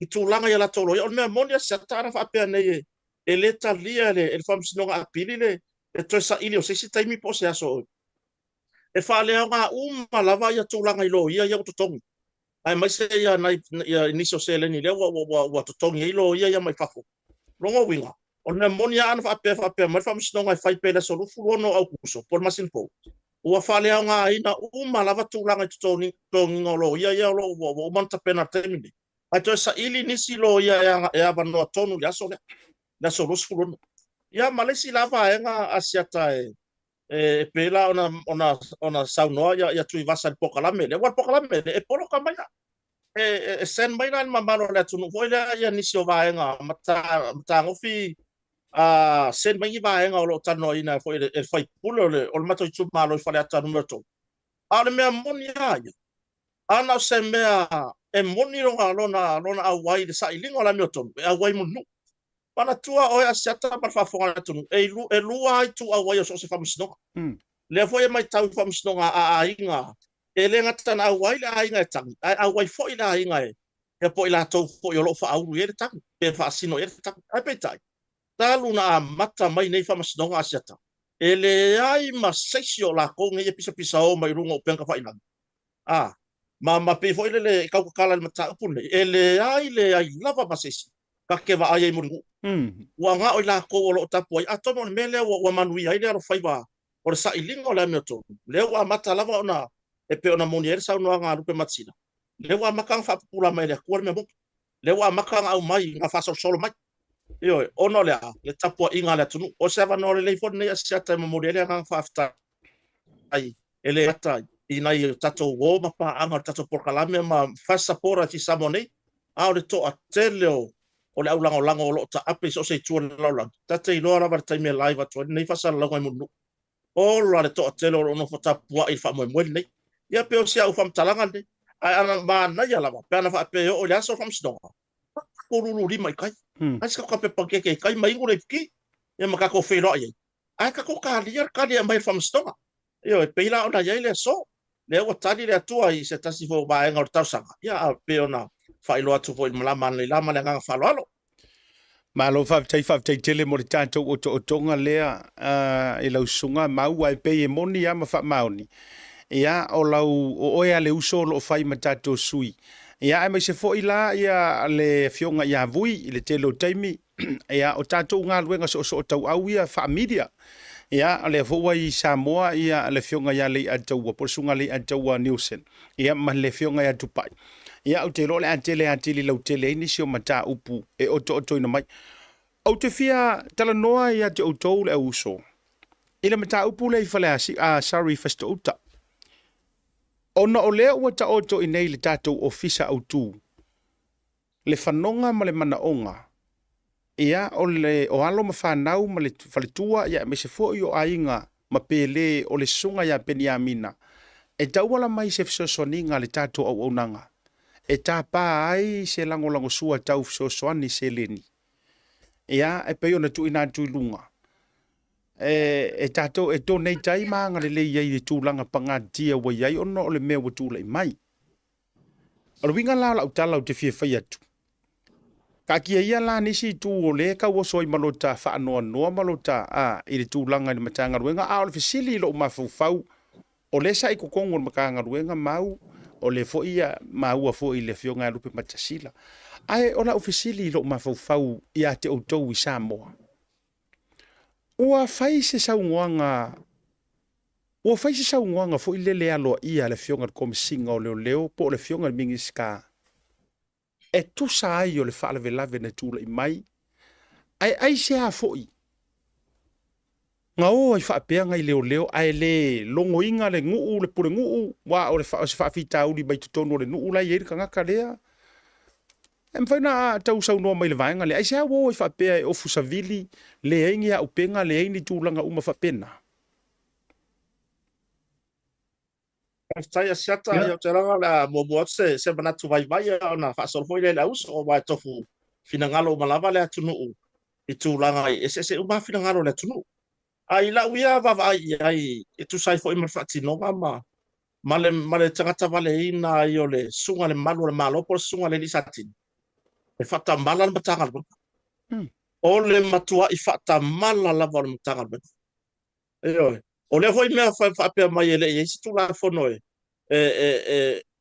fatanga yo na umia ni tanga wenga pe o leo ia tūlanga i au pena o le ma faina ia le sota inga foi le ma tai o malo e a mai fatanga a wala me fape a wa le na sira fia le komsi le tūlanga o le au penga le sa tu por favor le po le sa o le foi na sira fia le afiona komsi na mal tanga le tūlanga foi le o le background ia portala anga foi o le tangata ia le fa pe mai lan sau no se fata no foi ma se tasi ala ata foi lungo pe tfail ele ye se tūlanga fa pe na mai ma so fu mo ele o moria po le o ante fatino ina e fa lave a tilo moria nga mo le sa fa pe na sau no e komsi o moria nga i fa la fa sai se le foi a seta mal fa fonga la tunu o meta fa la fa sai na e o fa tasi mo meta o penga so ele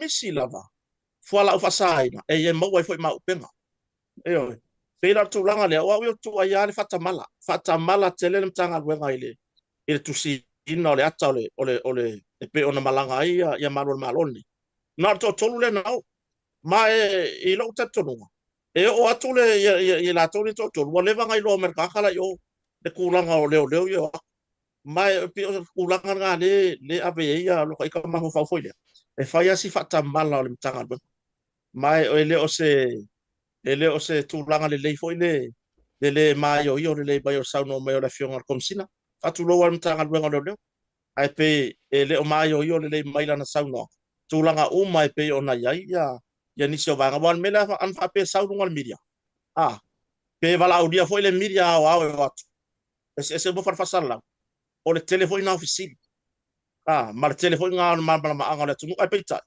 ya ele sau lunga le fatano nga la telefone le ma nisi o sui ofisa fasala u sabone ai pe o fatano nga le sa mo wai manatu o nisi o fasala ma fua ye la tano pe tu langa le ma fala la set Loro winga la mau ata tu te dia lupe matsila ma longo winga ile iai se saunoa ngalo ia wa awina mai ma se fa mai senga au mai falitua ma le do falo ma fa ngofo file musa moa ma fio anga ole a fia ile mele na tu lono fo ali im fasto uta ele iai se me fa pe o tu la mai tono tato tunu mai le mtanga ruenga leo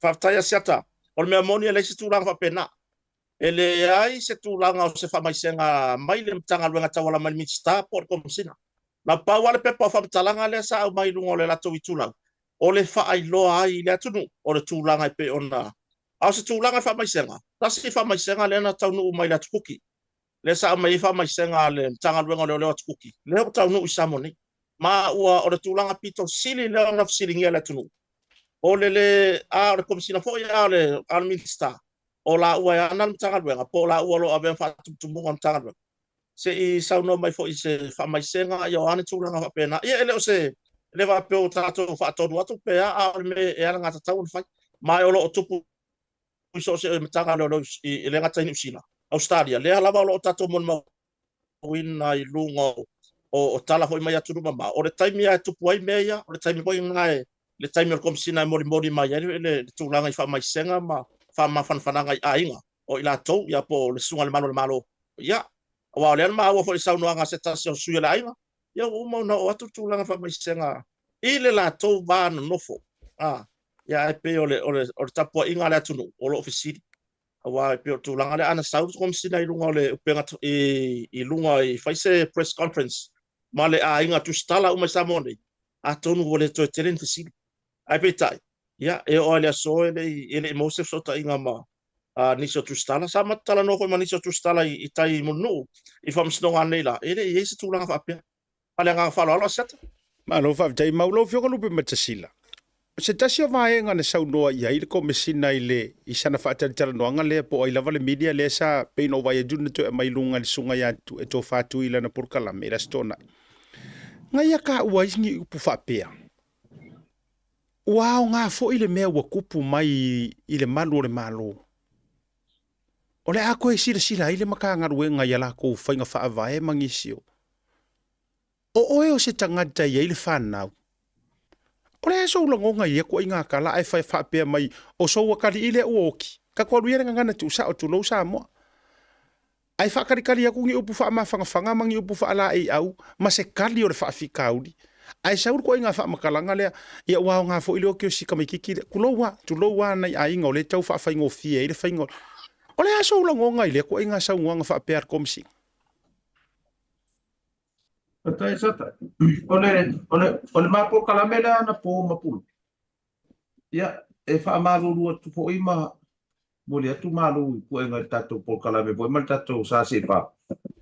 Ole po kalame muli voi la nemen niuma. Lea na po wa tangi sa mai le uso se avano. Ia wa wha amaria lava ia iona wa ua ese le mele wa. Le fora lea wa. Wa nga iai. Ia lela e sa tadia ia na po ia wa mai ko i le taimi mosi uso ile no fa amaria ia na po ia fa taimi o le fa sidi ia fa manu lu atu ile fe au tusia na mai nei tu so ole tala titi la afa lima nei sa mo va ia lo le o tulita mo e mai lo le taimi vai tele sa vai tele lo fa le vai tele el tatu por kala mei ia lela e e te ale ono nei o tau ko ngeki a kua mea fa i ale o ia pai nei au va tatu fa moi ai ole tulanga fa besira siata ole sina mea na matua tele la tala no ana po e o mai ala le taimi nei o tele i loko o fele Facebook le ave ga ele ma por kala me male uso na po le mea lai ave isa fa felika po fele mele ave ga ele ma por kala me o fa ko lo ko wa ngi wa oro ko wa ma so kai mai puro fa talo sanga i tina wala si la pie puro o le tina na mua tau sabia le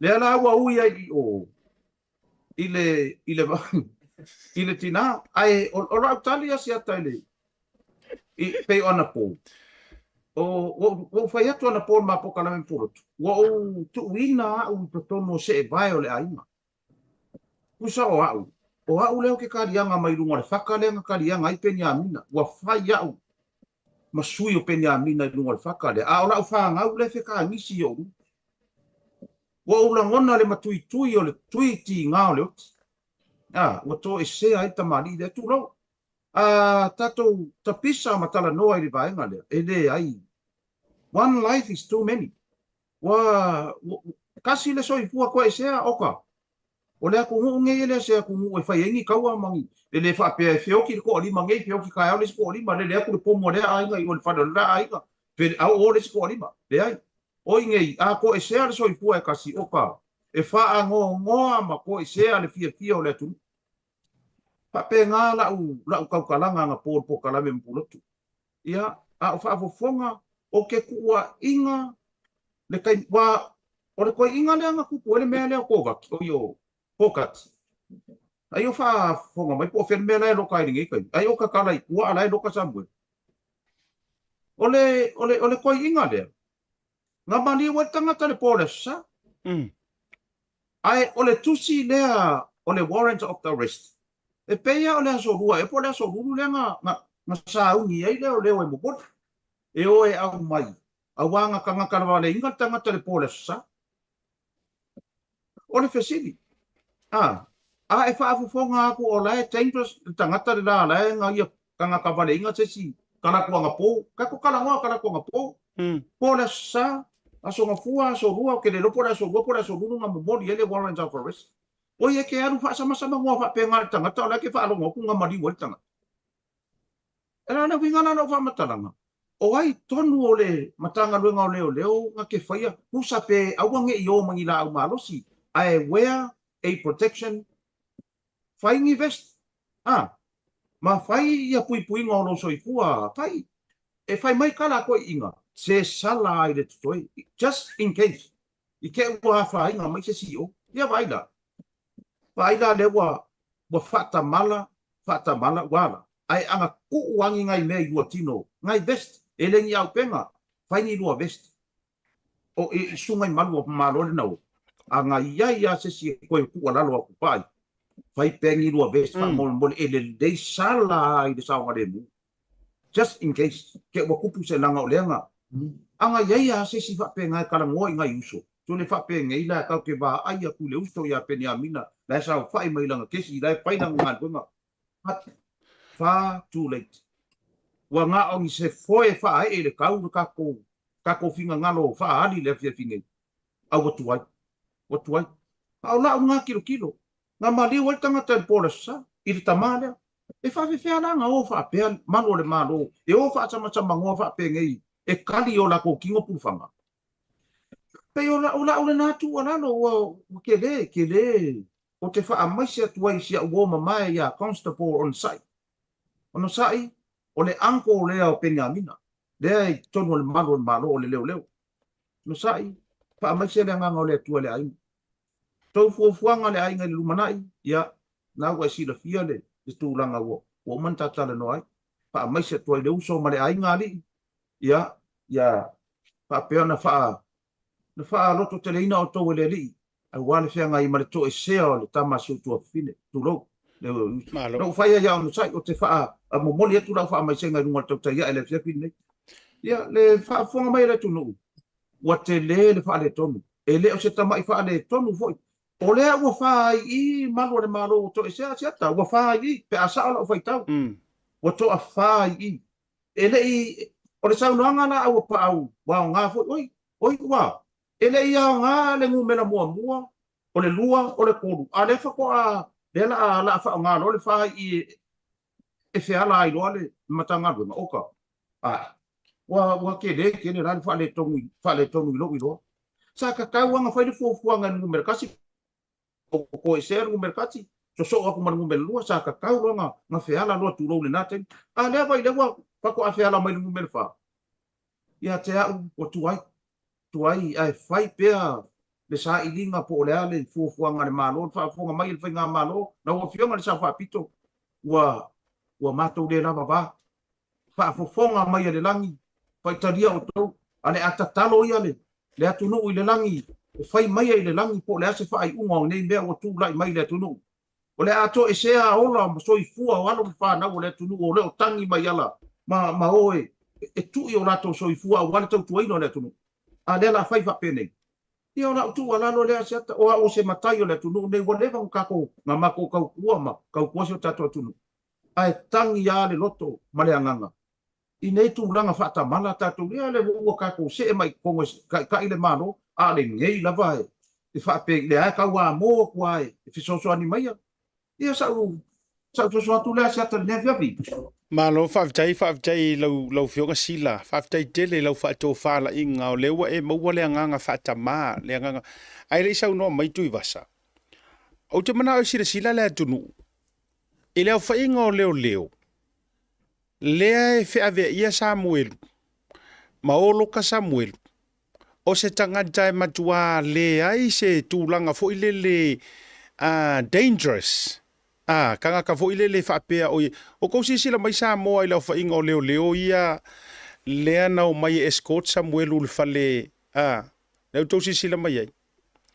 Tasi, lua, tolu, wha, lima, ono, fitu, valu, iwa, sefuru, tasi, sefuru lua. Sefuru lua leo. Fe avea ia solo skamo Samuelu e leo se kangaka e makua ongo kulou ngā maliu wai sesi po o fea lua I ma se fanga po se upenga penga o ki ai sesi kalakuanga po o le valua po au kousi sira mai sa moa I lau whainga o leo I e puipuia ma leo ia ngā kuli e o I fasiko o uka o lea anga maliu wai kangaka ngafi alu ko alua mua le leo po kaki ka uri poki lo fisa leo le mena tupu ai kuli mai ngar kokor o le fisiri go mela kasi le ilo mafau a fuai o na malosi la umau o sala le komesinga mana makanga ruenga. E mo o mia le kokoa o kou loko, e kou ke kalia i ngai wo kou se. E mo o mia. O sila mai sa moa, wa ko akele ka kou kama whangau e whai mea sao, ma whai mea, ma kausir kula fongo. Lea wa ui moko, ma whasere moku. Ale wo whaake ali o whakau malama. Kau ma whai le so enga o mea ia. Le ngai maua enga, e kiria ai ma vai o kangaka ia I runga I mea ia. Ale wo whasere moku. Ale wo so o kuai ma lea malu o le malo, o le makua I oe malango o le whai so enga le, kulo o pengi a minga I le aisa. O le fai so enga pengi a minga I le aisa, e iai fo I fale lai e pia o pisingisi e pia. O lai undergo le fai ngau so enga. Lai le wa sola kulo le wa halu le malu le malo halu fa fosei. O lai pending isi anga investigation se kasi fo yo ngao inga kele nga fai se fale ya pia se fale se pisingisi kele. Ai ala fo e masalo mia ai le aisa la amaua ea. Ale wo I moko. E koe fiangi ka ngaka ami o kongo o makanga ruenga le mga o e kidi. Kulo le upo ko ya kia. E fiangi si ka ngaka ami o le lei, lea ko ke sava vali ka imi ngei makanga ruenga o leo, a o lae ule a u yo kou pakua mo ko uru, yo next. Wala va me kukupu mai e kiro ai, o le winga ngā le fea kula utala. O fea e mingo iai le makanga, o a fea e a mingo iai le fai ngā malo ngā aku, e aku e fai le mea kongu. Ka maruru aku lau fionga kama I ka ipale mia.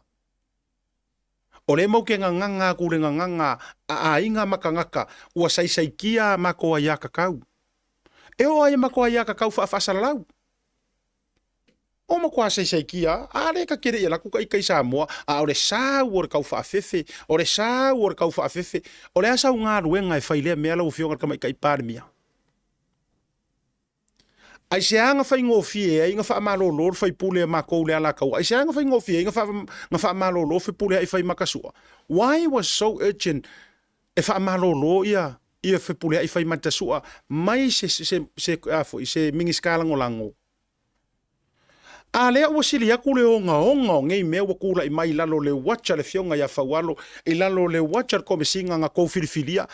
Why is it hard for you e fai eise fai unga whapea. O iei enge me o kau ngā e kou kea awhia. Ngā o ngā waku whapenga. O ngā waku whapenga.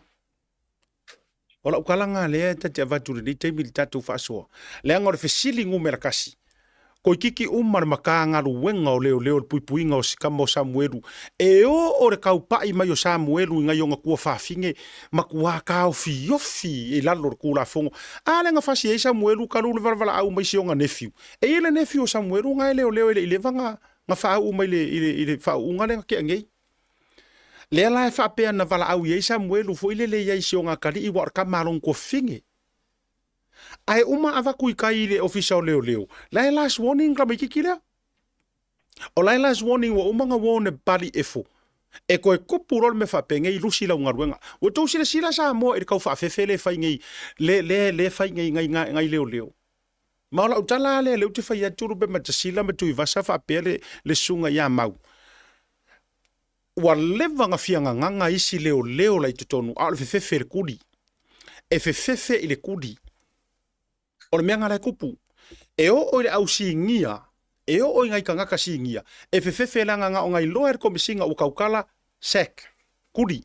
Ai o whainga dai le rope whawhenga kausi a inga. Le rope whawhenga kongi ngai loans lai whai. O ai la le savia o le mea lea. O ai e kaunga rifo e whaalava whaamoa. O lau o fionga ka ika I o le kungu. O lau o fionga ka ika I o le kungu. E le mwhainga whai ala audi. O le upu mongi ngā mara upu kaukingo. E le mawhainga whaia la audi. Le anga e ke le o e ngai ke kui leo. Kuloua.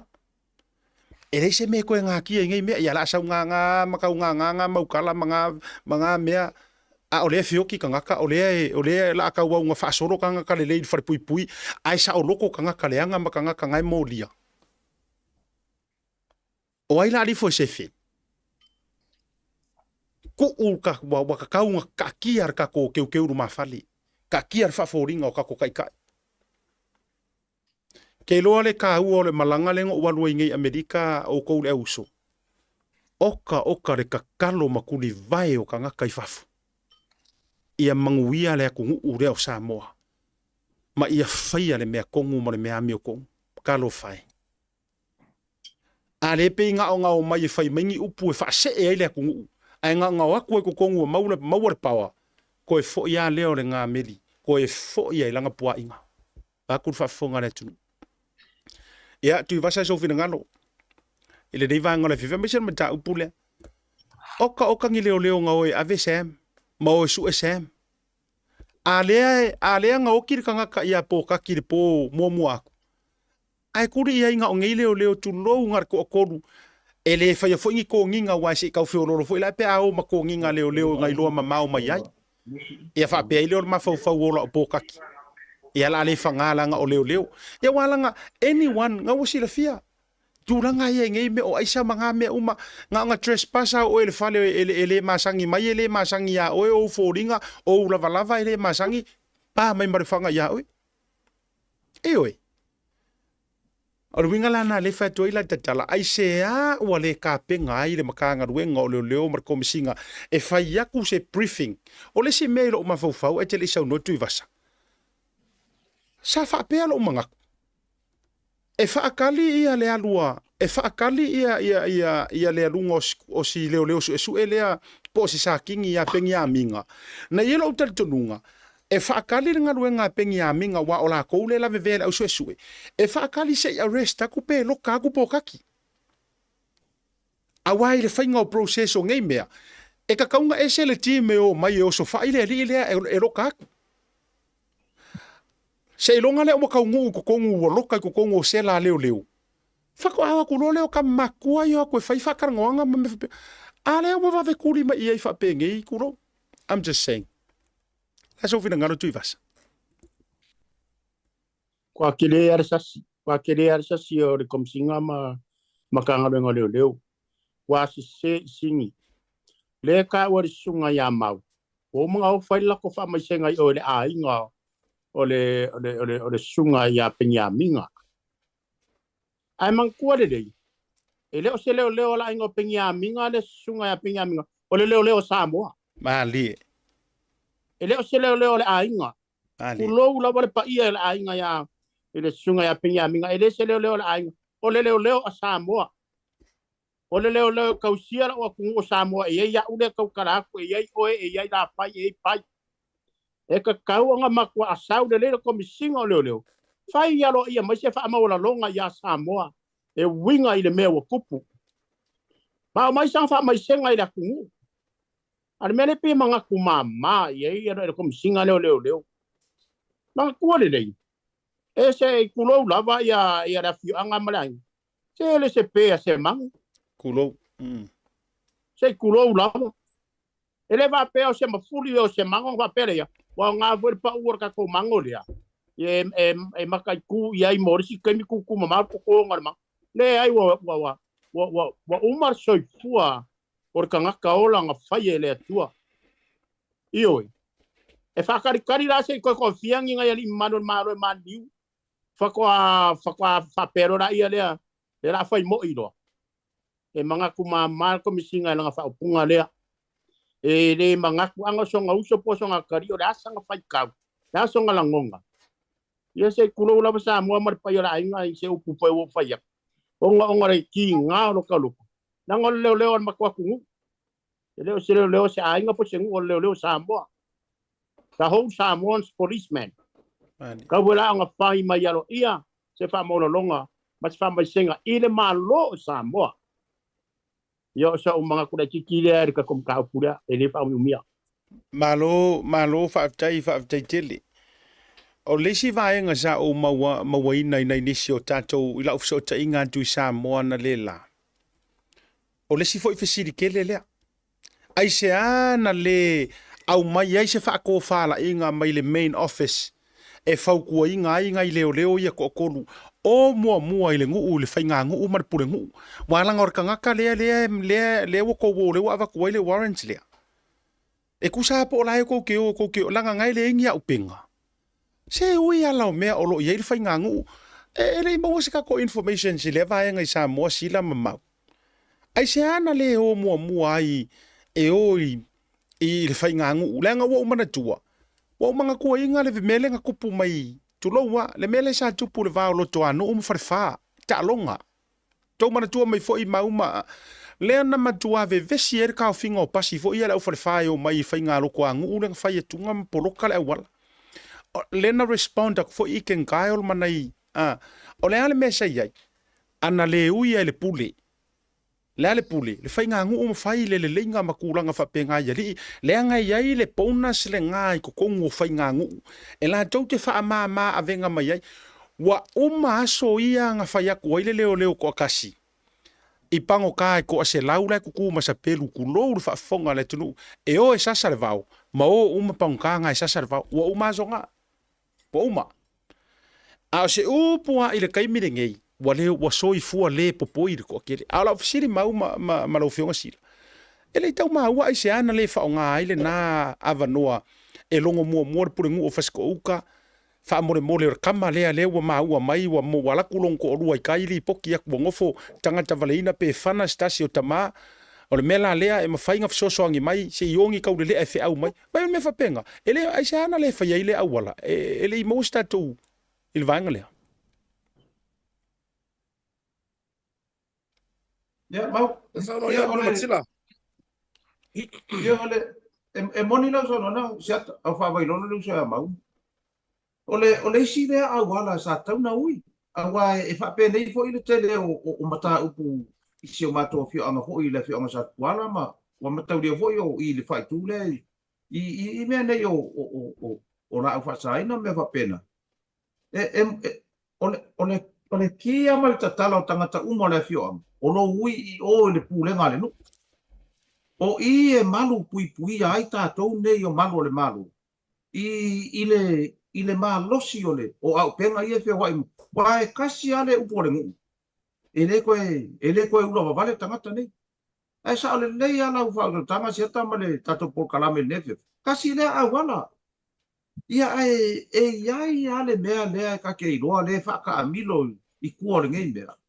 E pe e fo ringa mai nga ku wakua ngai ia uso wakua fa pe o le ala ba me ku lai mai ai ya le ala wata to va ai la ai o to sila ma o va ai ile mea na tu lai mai ile le fai o le si le awala ui o ia li ma fai pule o le fio anga o ai la pule no o ai la vai le sa no mai ma le si me ele se a fio anga fa ta tia le ala te tu lo tau langi fa fo mai ele ai ele fa pe ko ka ko ele le fio nga ka sori de ai ka ka ko ui le pule nga ka ko o ai la e sa o le no o ai vai ka ko wo fa kum kumuma ta to la la fi bai le ma fai nga ko fai mai sela au malosi ma fa ka mai sela au malosi o le sa e mua ku i duma ia kula fa ia ka mani o le fio ka si le ngai ku se o awala uma e sele ele ongi awala le tua siata mata to por kalame le ele ongi awala le tua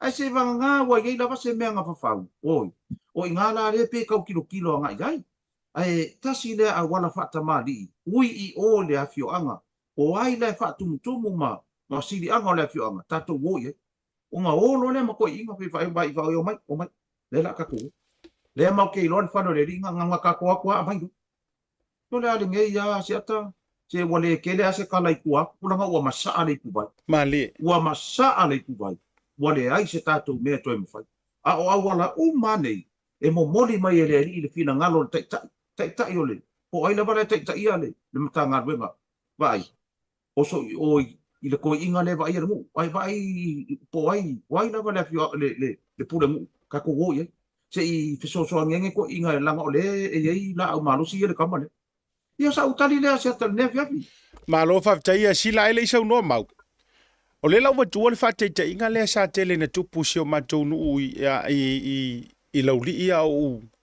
no fo ai mo wa ongai e ia isi o matou so le matua u la vale la vai tele ai na ina mae lana ula vale anga ia pia le makeki. E whaitu nei lau tala antale. Oso a su e kura e leo i laudi. Ele ai ma se o ko leo mai mausa kai me o so fa ia yuka e a wala ngā rue po fese me o ngongo fuori kakale. E o atu sa o a leo ta u le li i mawhaipule e a ngā o ngā fongo o le ngu ufe au arua kua leo ia o mai e sau a fo i arma koko inga. Kurau. E pau fo ale ngā vilia kua leo o ia kulou o ka uare sua fosi ma koko inga o le apai ufa ilangir fo lau. Ngā vilia kua leo o ia le apai ka ua kuia ile ingoa o le ioe. Le li fo ile ua whaavevesi o le makeki o a umangi mea wa whaaleanga ia mea wa e leo aku fua leo le whaafonga o te loa lai mori mau te leo le whaafonga mat kaimingai. E le mai mau fose kai me ka ua koi leo o. E le ka ua fua mai se warrant. Ngā vilia kua ka ngaka sao fa mai markala. Ea, e kās furulua wa mori aku pangka. Mai vai, e kās furulua wa ok. E le se ar ngā mea, ngā wala awar ko ingai, ila wari ia po ai pai mala fai tade. Oso piki up, ka koe mori oe, mai vai. O le winga le aleng na whaetula te tala. E le ka waile ma fau kulou o ila kou. E whaia whai unga o le mea lea. E ongo ia se au wala whaapea wai pēla ea o se kangaka o le kausu e o lai ngofo se i se vau makua e le i se ngu o pora puipuina. Ai le winga na le ta whaia tu le dei matau. O whea la tu o pata tu alau sunga mau. O le ala se update mai le time. O le ala se update o ta auto mai ai. O whea what so far le mele utup. Le utula i mai. Wa tau o na fua maua le sa tangata valina. Ai fia foi tu loa e fia ni utu tau sa fa ongaina.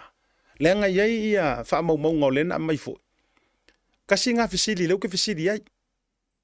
A fa pea na fanga foi lele tu loa na fana ina ia te e nga o se fanga foi lele pia kau fa fefe or something like that. O le fisili lele o mafofo. Ai se awa pe ye lua i pe koru fanga. Ia utu tau na fa paina. A fa bea la nga o se fanga kau fa fefe inga ia kukuli e se aingi ka ngaka, a le pe tate vavai tu ali e more than one, a le pe fōringa mai e a fia i male ulu kulou ar fa fonga le tunu. O le a se fa talanga mai e tatou sa mo le vai. Ka mo le mau. Aftai a siata mo leva no. A foi o tūlanga tonu ale a. E o aia bato wala o no foi samoni.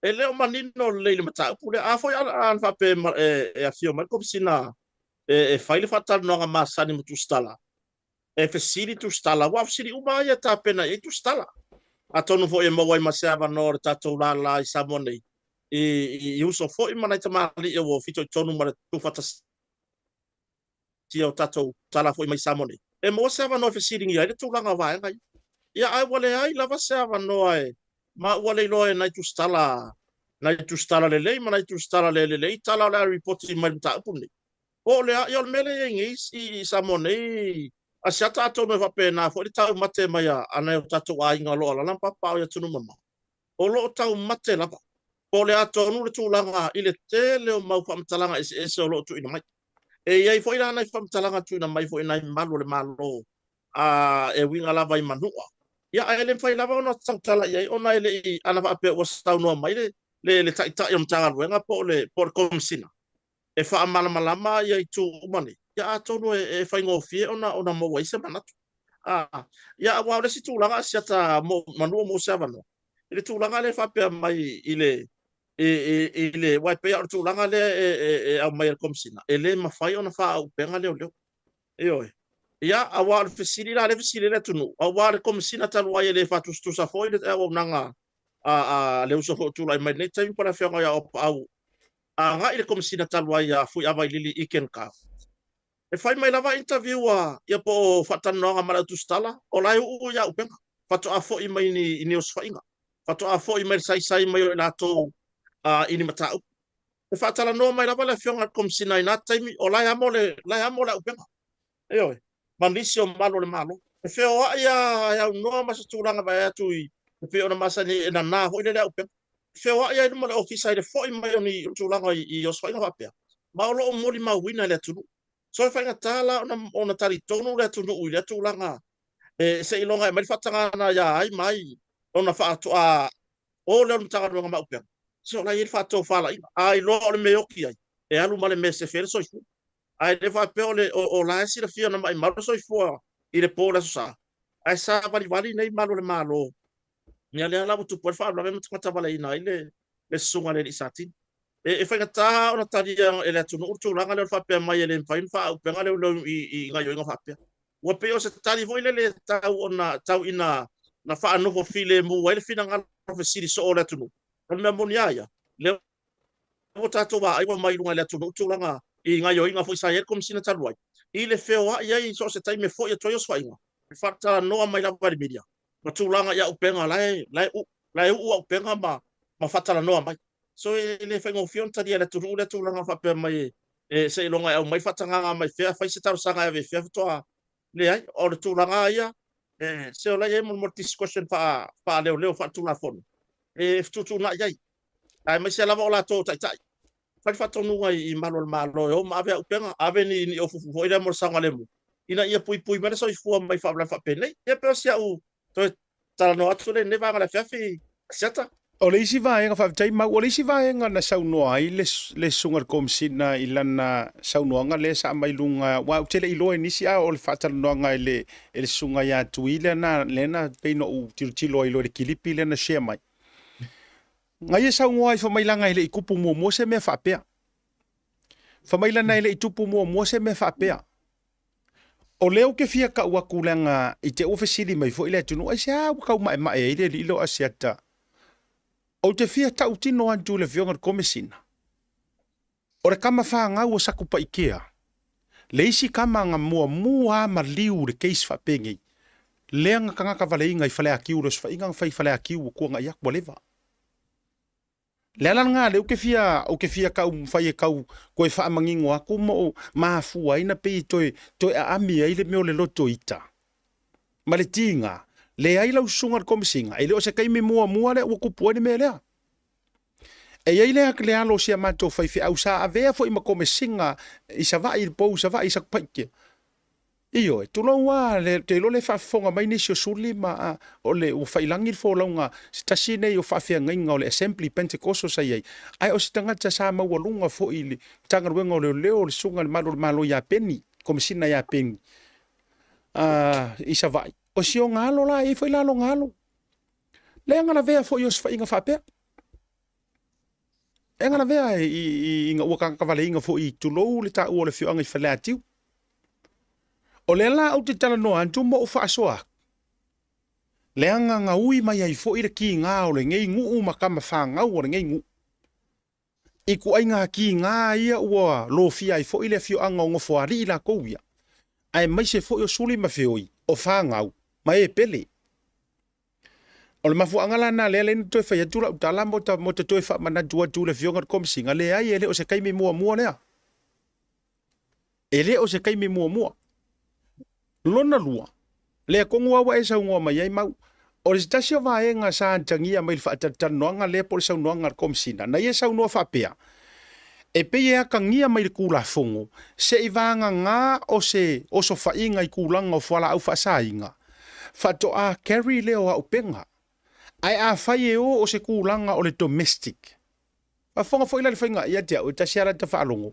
Se o lai tausu eni upu e puni matangi e le me o tupu.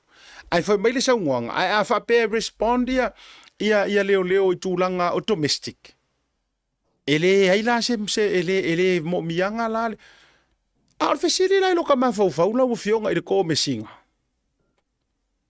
E whawhewhela ko inga domestic ngai le i le whanga. O le asau discretion. Pero upule na mai e sunga ya mau. O le asau whaako whala inga mangingo. E ke kukuli ai e lau au whai ngā luenga.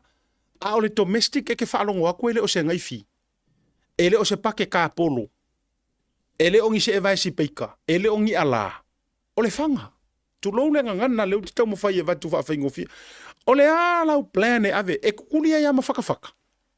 E ke kau mawhai a, se isu e maile section, leanga o le ilalo le pui awa e ngā 5 ono fitu, whamai e aware e vea, are ke whawhifonga kunga o le whangana mea langa pā. Whatola winga o la utala, o aia kua i ngā mawhau o la whapengi i kuloua. A lea lai kausa pela mai ngai la kula fongo whamai, leanga o le mea manino aia, ma le mea mautino aia langa o langa o e response i le domestic violence. Ele i whaapeanga o so whaingi fuala au whaasainga. Onga o le mafuanga ngā laisa pela mai kula fongo anga ngios whainga i fuala au whaasainga. Ua avelo mawhanga. Po au penga. Ai a whaape ngā onga o so whai kulanga o le kamarua whasiava. A le whafonga kunga. E sere ku ai ngā whasiava, ele o se ava la whasi. Kulou. Ua whangar kanga kaola.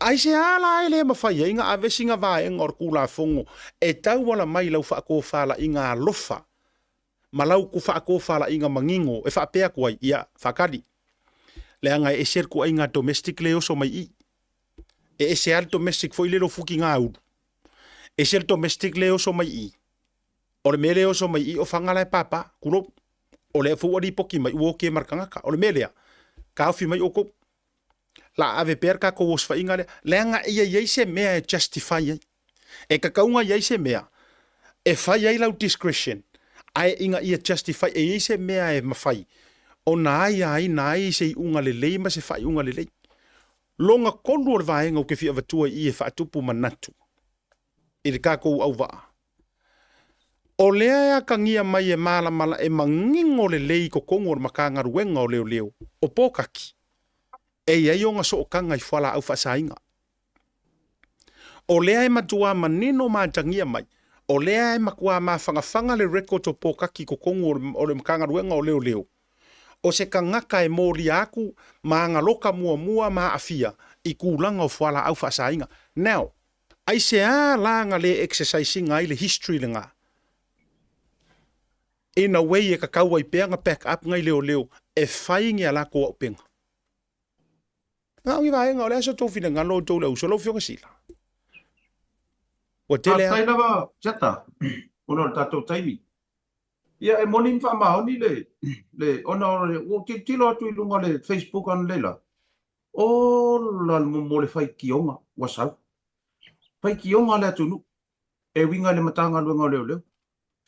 Ia, o manatua I le whiawhinea si ata e ile ta mama no fale tu la tau va ko man tu ile taimi nei ile me o ranga fai kio ia o fai tionga la o fai tionga ona o le wa to e se ale so I fuole o sia uso e pele ile roto e mo I tato o tele masani fo ile tali tu lo wala nga tala vo wale ri ai pe o mai ale le isu le fai tio o la a e kamo ngi e fa masingo fai kionga ia wa lunga face o ka sole pa ko e ma ngi mai le fio pa ia le ri le al o ko le ma fio le o fai kionga ia o ma ko ila le toina o le toina fai longa fale o kiuri ska ia o ma mas ka mai ngwa po misanga ku pole mele ma ke hakula e alu la po misa le ko inga a wa le si kamanga o kiuri ko inga la kula ska mai fa funga no nga e alu I Amerika e kala ngo e ka o la ko o po misala e lo ku mar ko inga na ma para kiuri pa mai lo ko inga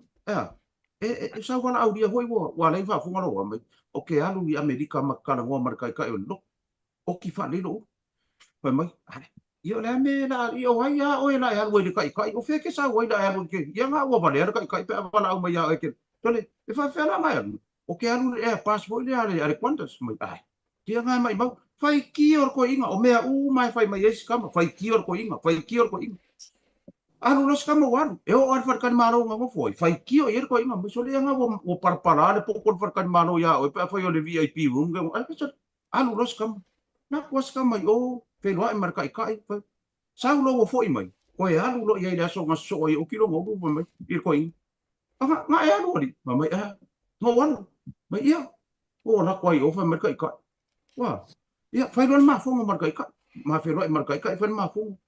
Uma no fa merkai kai ia sa fa ia pe tali se fai sa talo ma fa e o di mai ngolo kai lo mo I ingi skam ale nge ya lo ke fa per kai do Loke, afa mereka ikat. O ai nga o ki aro. Makua makanga, ke da o ki ngoro. Te vai la e.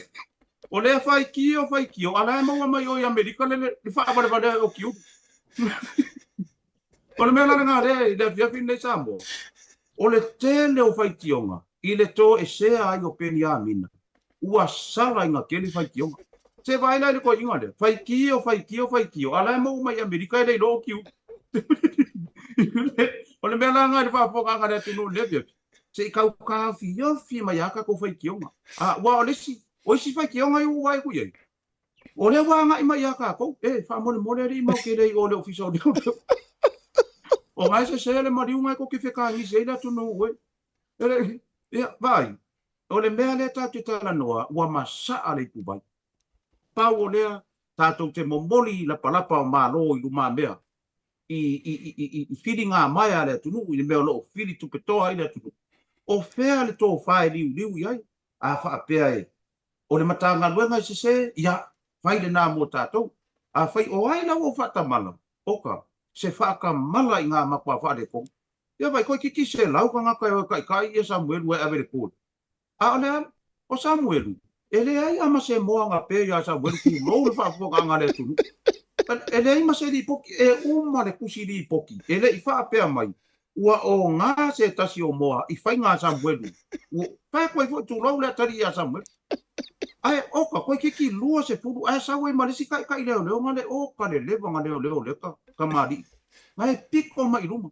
So le se o ke ofo. Lau sunga taita. E ka kaunga ko o e sai e kai whapea po kati. Leu so lea ngā mari ua lewa lua ngā mera. Wai ka kaulanga wha ingoar ko inga lea a tui vasa a siata mamau. Wha ingoar ko inga lea le first degree murder. Le ko inga lea. Ai wha ingoa Samuelu o le 100 degree murder. Ia Samuelu. Ia, pe ale. O la wa una tali atua se ata nea fiafi. Manga yale. Pe mana yale whai ngō Samuelu o le 100 degrees Celsius.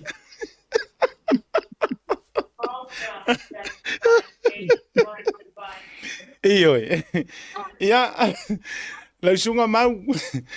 Ia wa. A wa te loa ana whaapea nei le. Ia pe o lai le wingo lau tala. Ia ka ilo ia ai fa pe o ele sile o le wa lua i fo i ko inga fa ko yo so fa inga fa pe nei ma le tulanga ia e sa fa popo ni i tulanga o le sa no ai lu be matasila Pafta ya siata bora vano. E o le membo ia.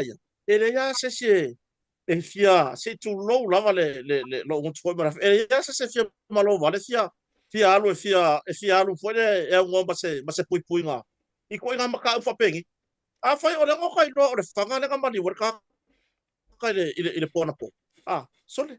O la ka la malo ka whaka e sa put whaka ko e se whangi whaku lo mai lo ka whaka po se tu lo whaka na tu. Tu lo foi whanga anga ale ala whanga foi pastot. A wa me bong ya. Ngata no ma se tasi fo tamali e muri tato proclamer to ta ya e. Ba to tele la to o le ala whanga foi pastot. Tu si mai ma fai loro le lato tapenanga. E luai fonga ke le ai tapena ile ia la fanga foi. E tu sai ia le la bongo fongo foi ia sa fa ia le sa ale pu vai. O le fata sina ia la ia le mamalu foi pule ngari im fai pule nga tai le o nai matai. O le afea ngai foi male pulo lo le ile e to. I tu langa be fatia.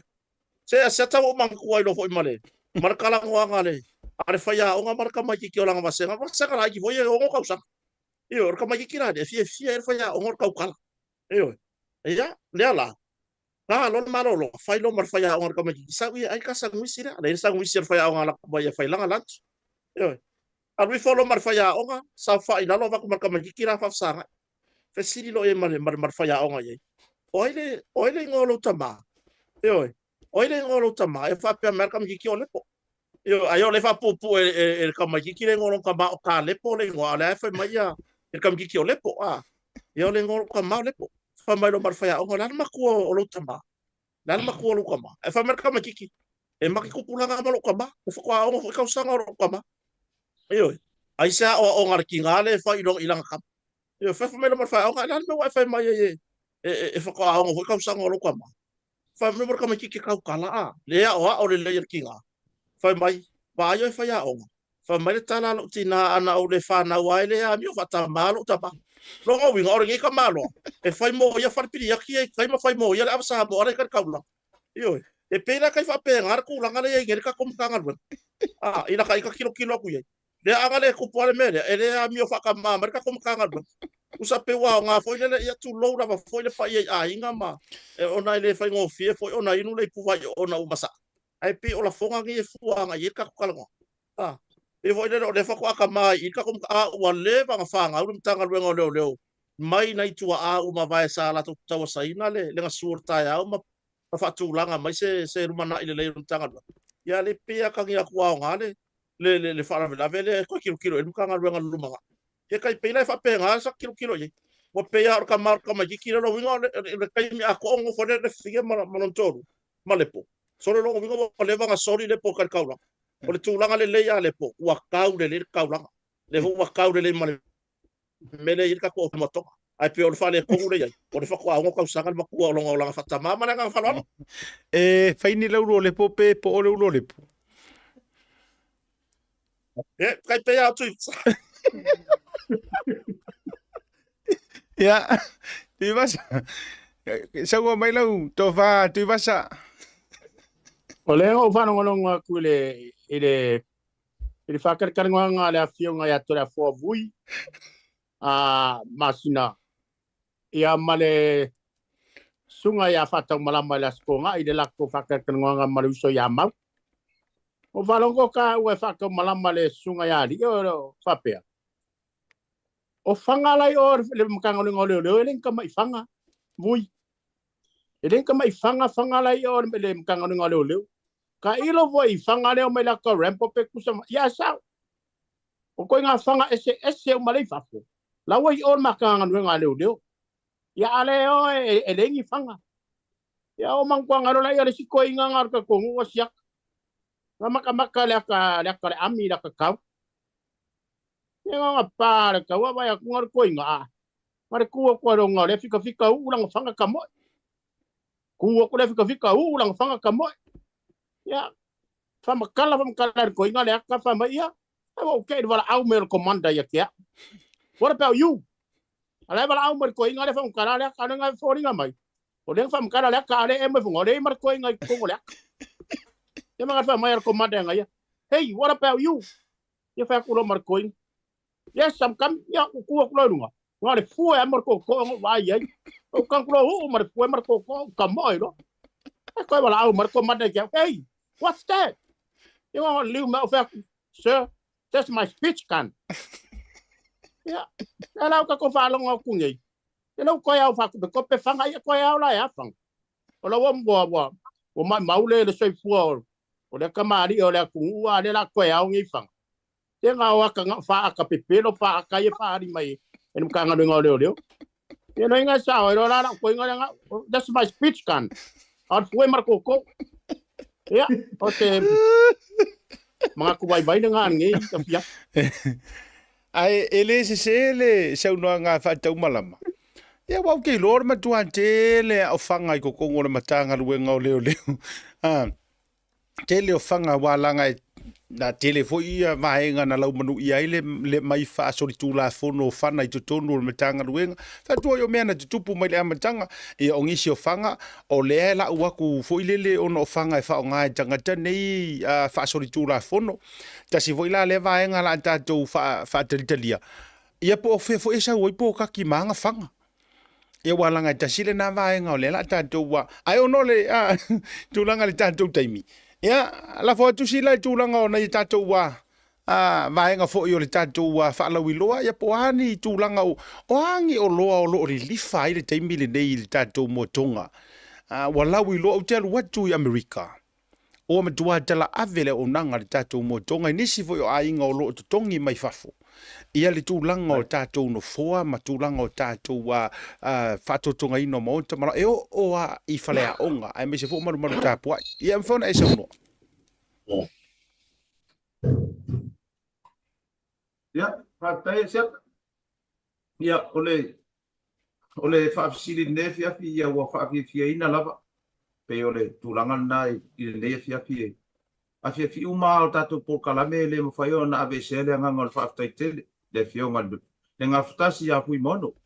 Ma le tātou team a toa e mai se a lau talenga si ata o ena e a matamea. Lau tau whaale vai malai. Ia e langona le whaanga e tia. E le ngata o mea whale. O le taimi nei. E i le mātou supply le whaatali o le aso se fulu e po le aso iwa o opuso. E tau nu uai nisi o ia container tai fast food putu e luolo au mai. O containers la ia e se fo ia to inga mea whale o mātou au mai. Mo le mamalu o le tunu. E se fo ia ko inga skaidi i fōua sa. Ona e ia mo le mana o le tunu. Ina ia au mai ni nai mea whale hui e fancy mai e tunu e mau. E lela e o le tatou supply lea mai le tunu o Amerika.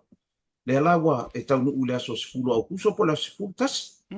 Ai o tatou mea whale lava i o lea wa matou tau mawhaia e koso nga i kua le tatou special lea le half price. Lea wa alu wa le tatou special lea le half price. Ma le tatou whale tani mālo wa le to e awa noa le tatou whale tani mālo i le so se ia o lava i na whatau nu o tu krisi masi i pai ngā malanga. O le iai se potu o to e awa noa. O lea sa i le fionga le lei a taua, ia manfui. O la ua e lua ona posa maua i le tatou wha malu lua i sitama i le court father. Wa sui le suafole. O te whata alofa atua i le court father ia lei a taua.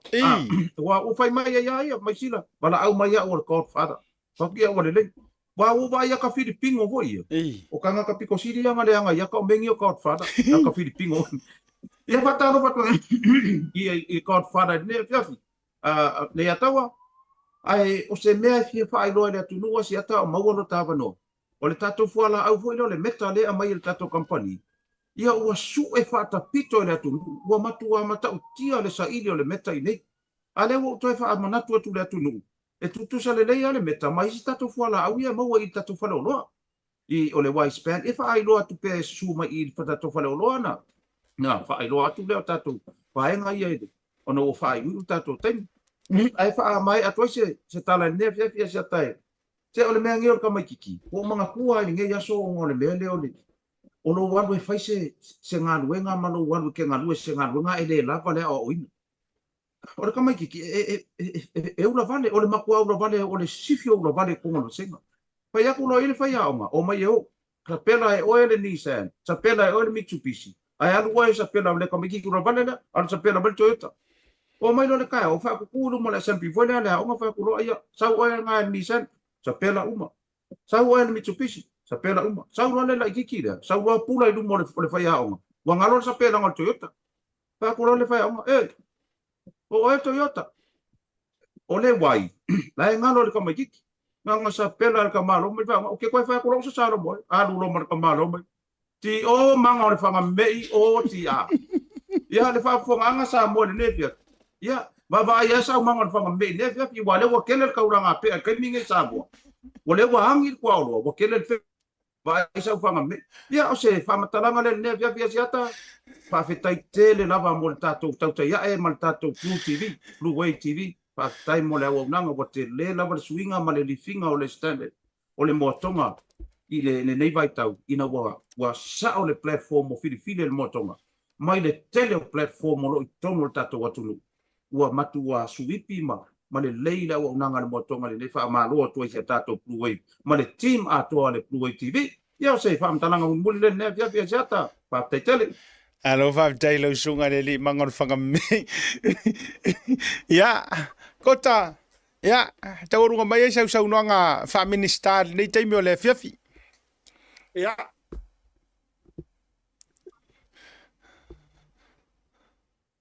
ya faftai mo leva noa ile toi fasilia se famtalanga le wasa noa ya lupe matsila atonu foi la le mai bo mai ka ko korfada ya mongfu ya wa le mo fa no inga fina ngalo lupe matsila ole ngoale le fina ngalo e fa ngoi o korfat a ko malanga ku ra tsa proclame tsa ya pe ato fo ya tu tani o tu fa gamlanga mai ai nai fu fa samoni famon mole sa ta oni to fa nga ina longa le ata pa sa wo lor korfat yo le foi la to ai tau no i fanua ia le kod mata O la ofisili mau. Ia po le tua fine fo ya tupai. O la ofisili mau. O le ase mafu anga ua mana o i to ina e whaakot whara. O le tele o niona o le toa tele o sana whanau i sa mo. O le ase e tau i ase mafu anga i tua. Awhetai a siata. Ia, mawhetai mo le avano. O le tūranga le ia i le maua mai tau marupe matasila i Samoa. So le a whai mai ko por kalame ngari ka ke wai a koe se ase haka ngor kerefo. A le mele wo ia i Samoa. So le le lengi mako kalango. Kua kudaru ka kangi. Yo, o mga kuai rola ya asata o mako ngaru ruai fo matanga ruai. E si tamari o la le ta. Or so fa sanga ruai fo pui. I tafa ingata. Ai le me i tato o nanga i tan mala. Yo. Por kai la war ko ba lo sa ki singa. Sa fai o kase kingo le. E fo ngele le o tau singa fa pui na tai me a ko ala nga bo se tuno. Yo. Ya la e vidia. E vidia kla kai le ofisa. Or pala ni foi le sa wesi aki ware si le sa fa kala i pe matsila. Le la vidia ku foi le pore le ku la ngole ke fongi i fa pui. Kang ya ke fongi o soange ya le ya kam ki kire kan ya ke fongi po si i ofisa le sa fa ngole fa pui nga kai. Kan hello? Ava mer kala pala can I talk to your superior? Ku so le fi kala ngok pala nga ile ilong kai kai pore.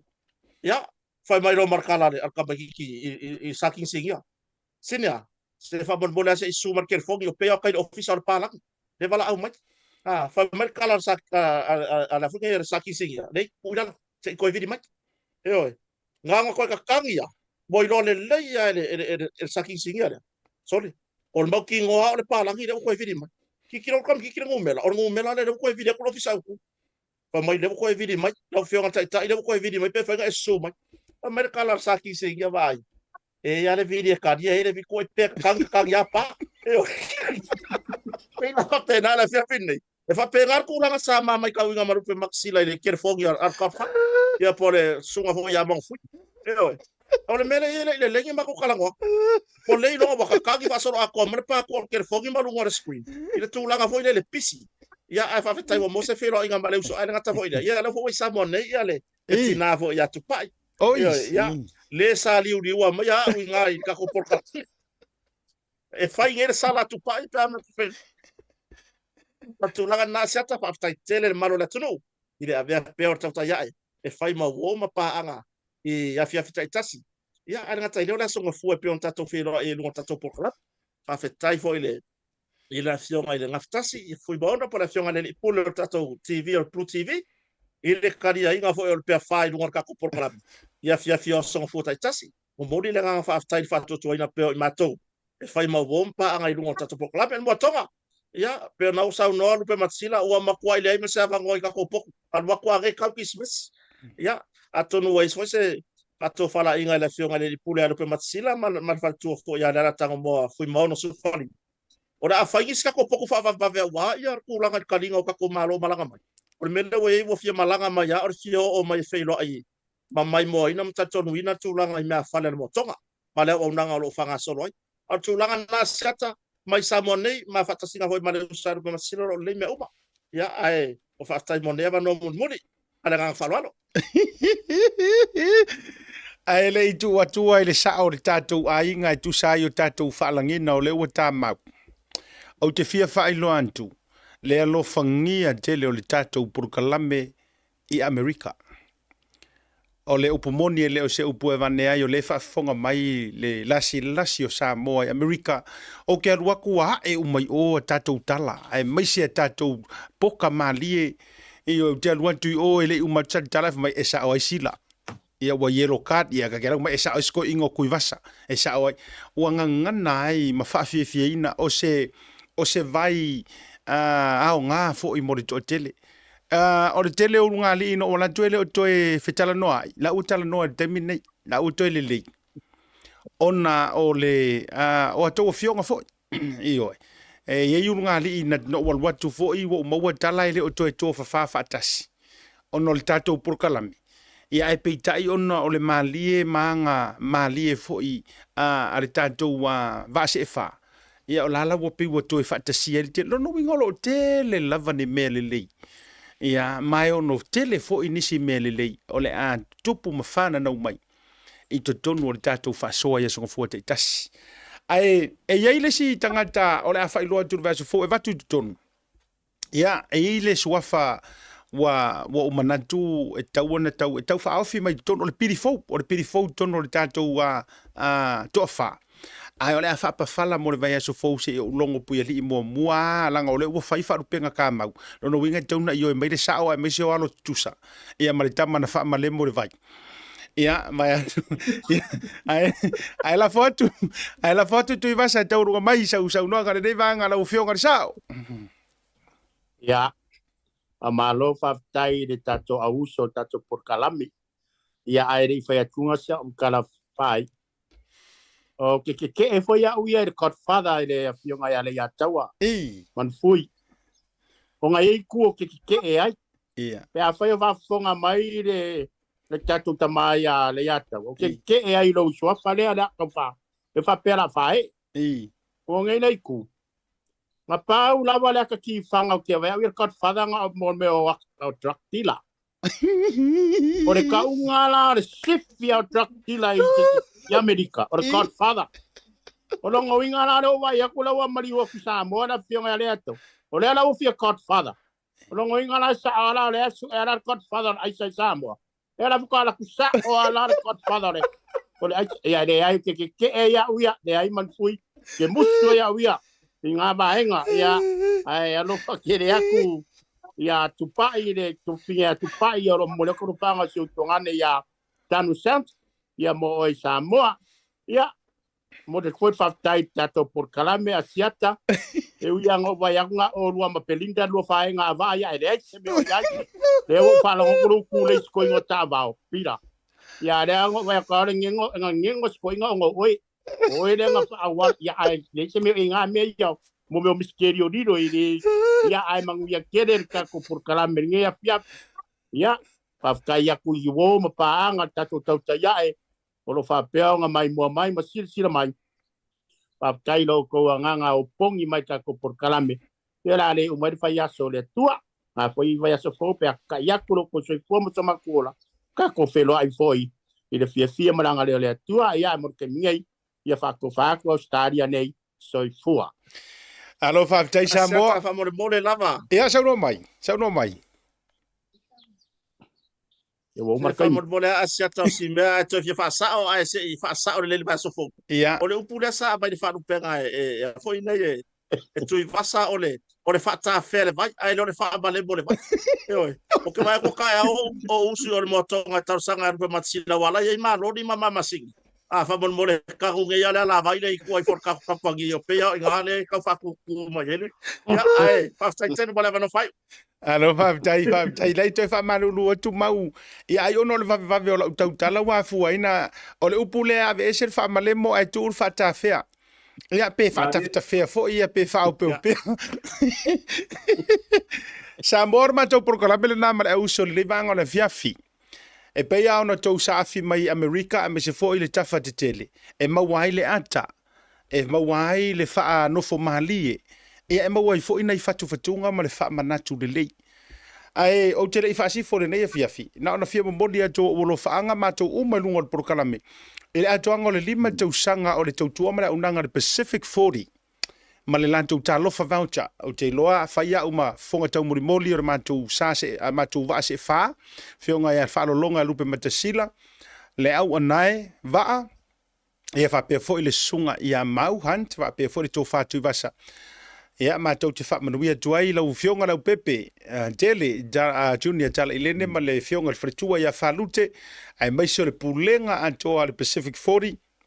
O le urua I company le nei. Na tu ina mailo na ao. E lango lango sua le porokalame le tauta iae. Tolu tausanga taluai. 3 years ago. O le urua I sponsor lava leo le tātou tauta iae. E o mai ai le so. E iai le so tanga vāvala lata. Ia, ma le mafutanga vāvala lata a le tātou company le Blue TV. Ia, ma le whionga ia le au pepe, ma le wharitua ia whalute. Ai maise fo I o tau ainga, ia, le whionga ia mpese tā, ma le wharitua. Ia, mai se fo'i o le sa avea ma kone sula mua i Samoa, i New Zealand, whaolo toi whapea fo'i.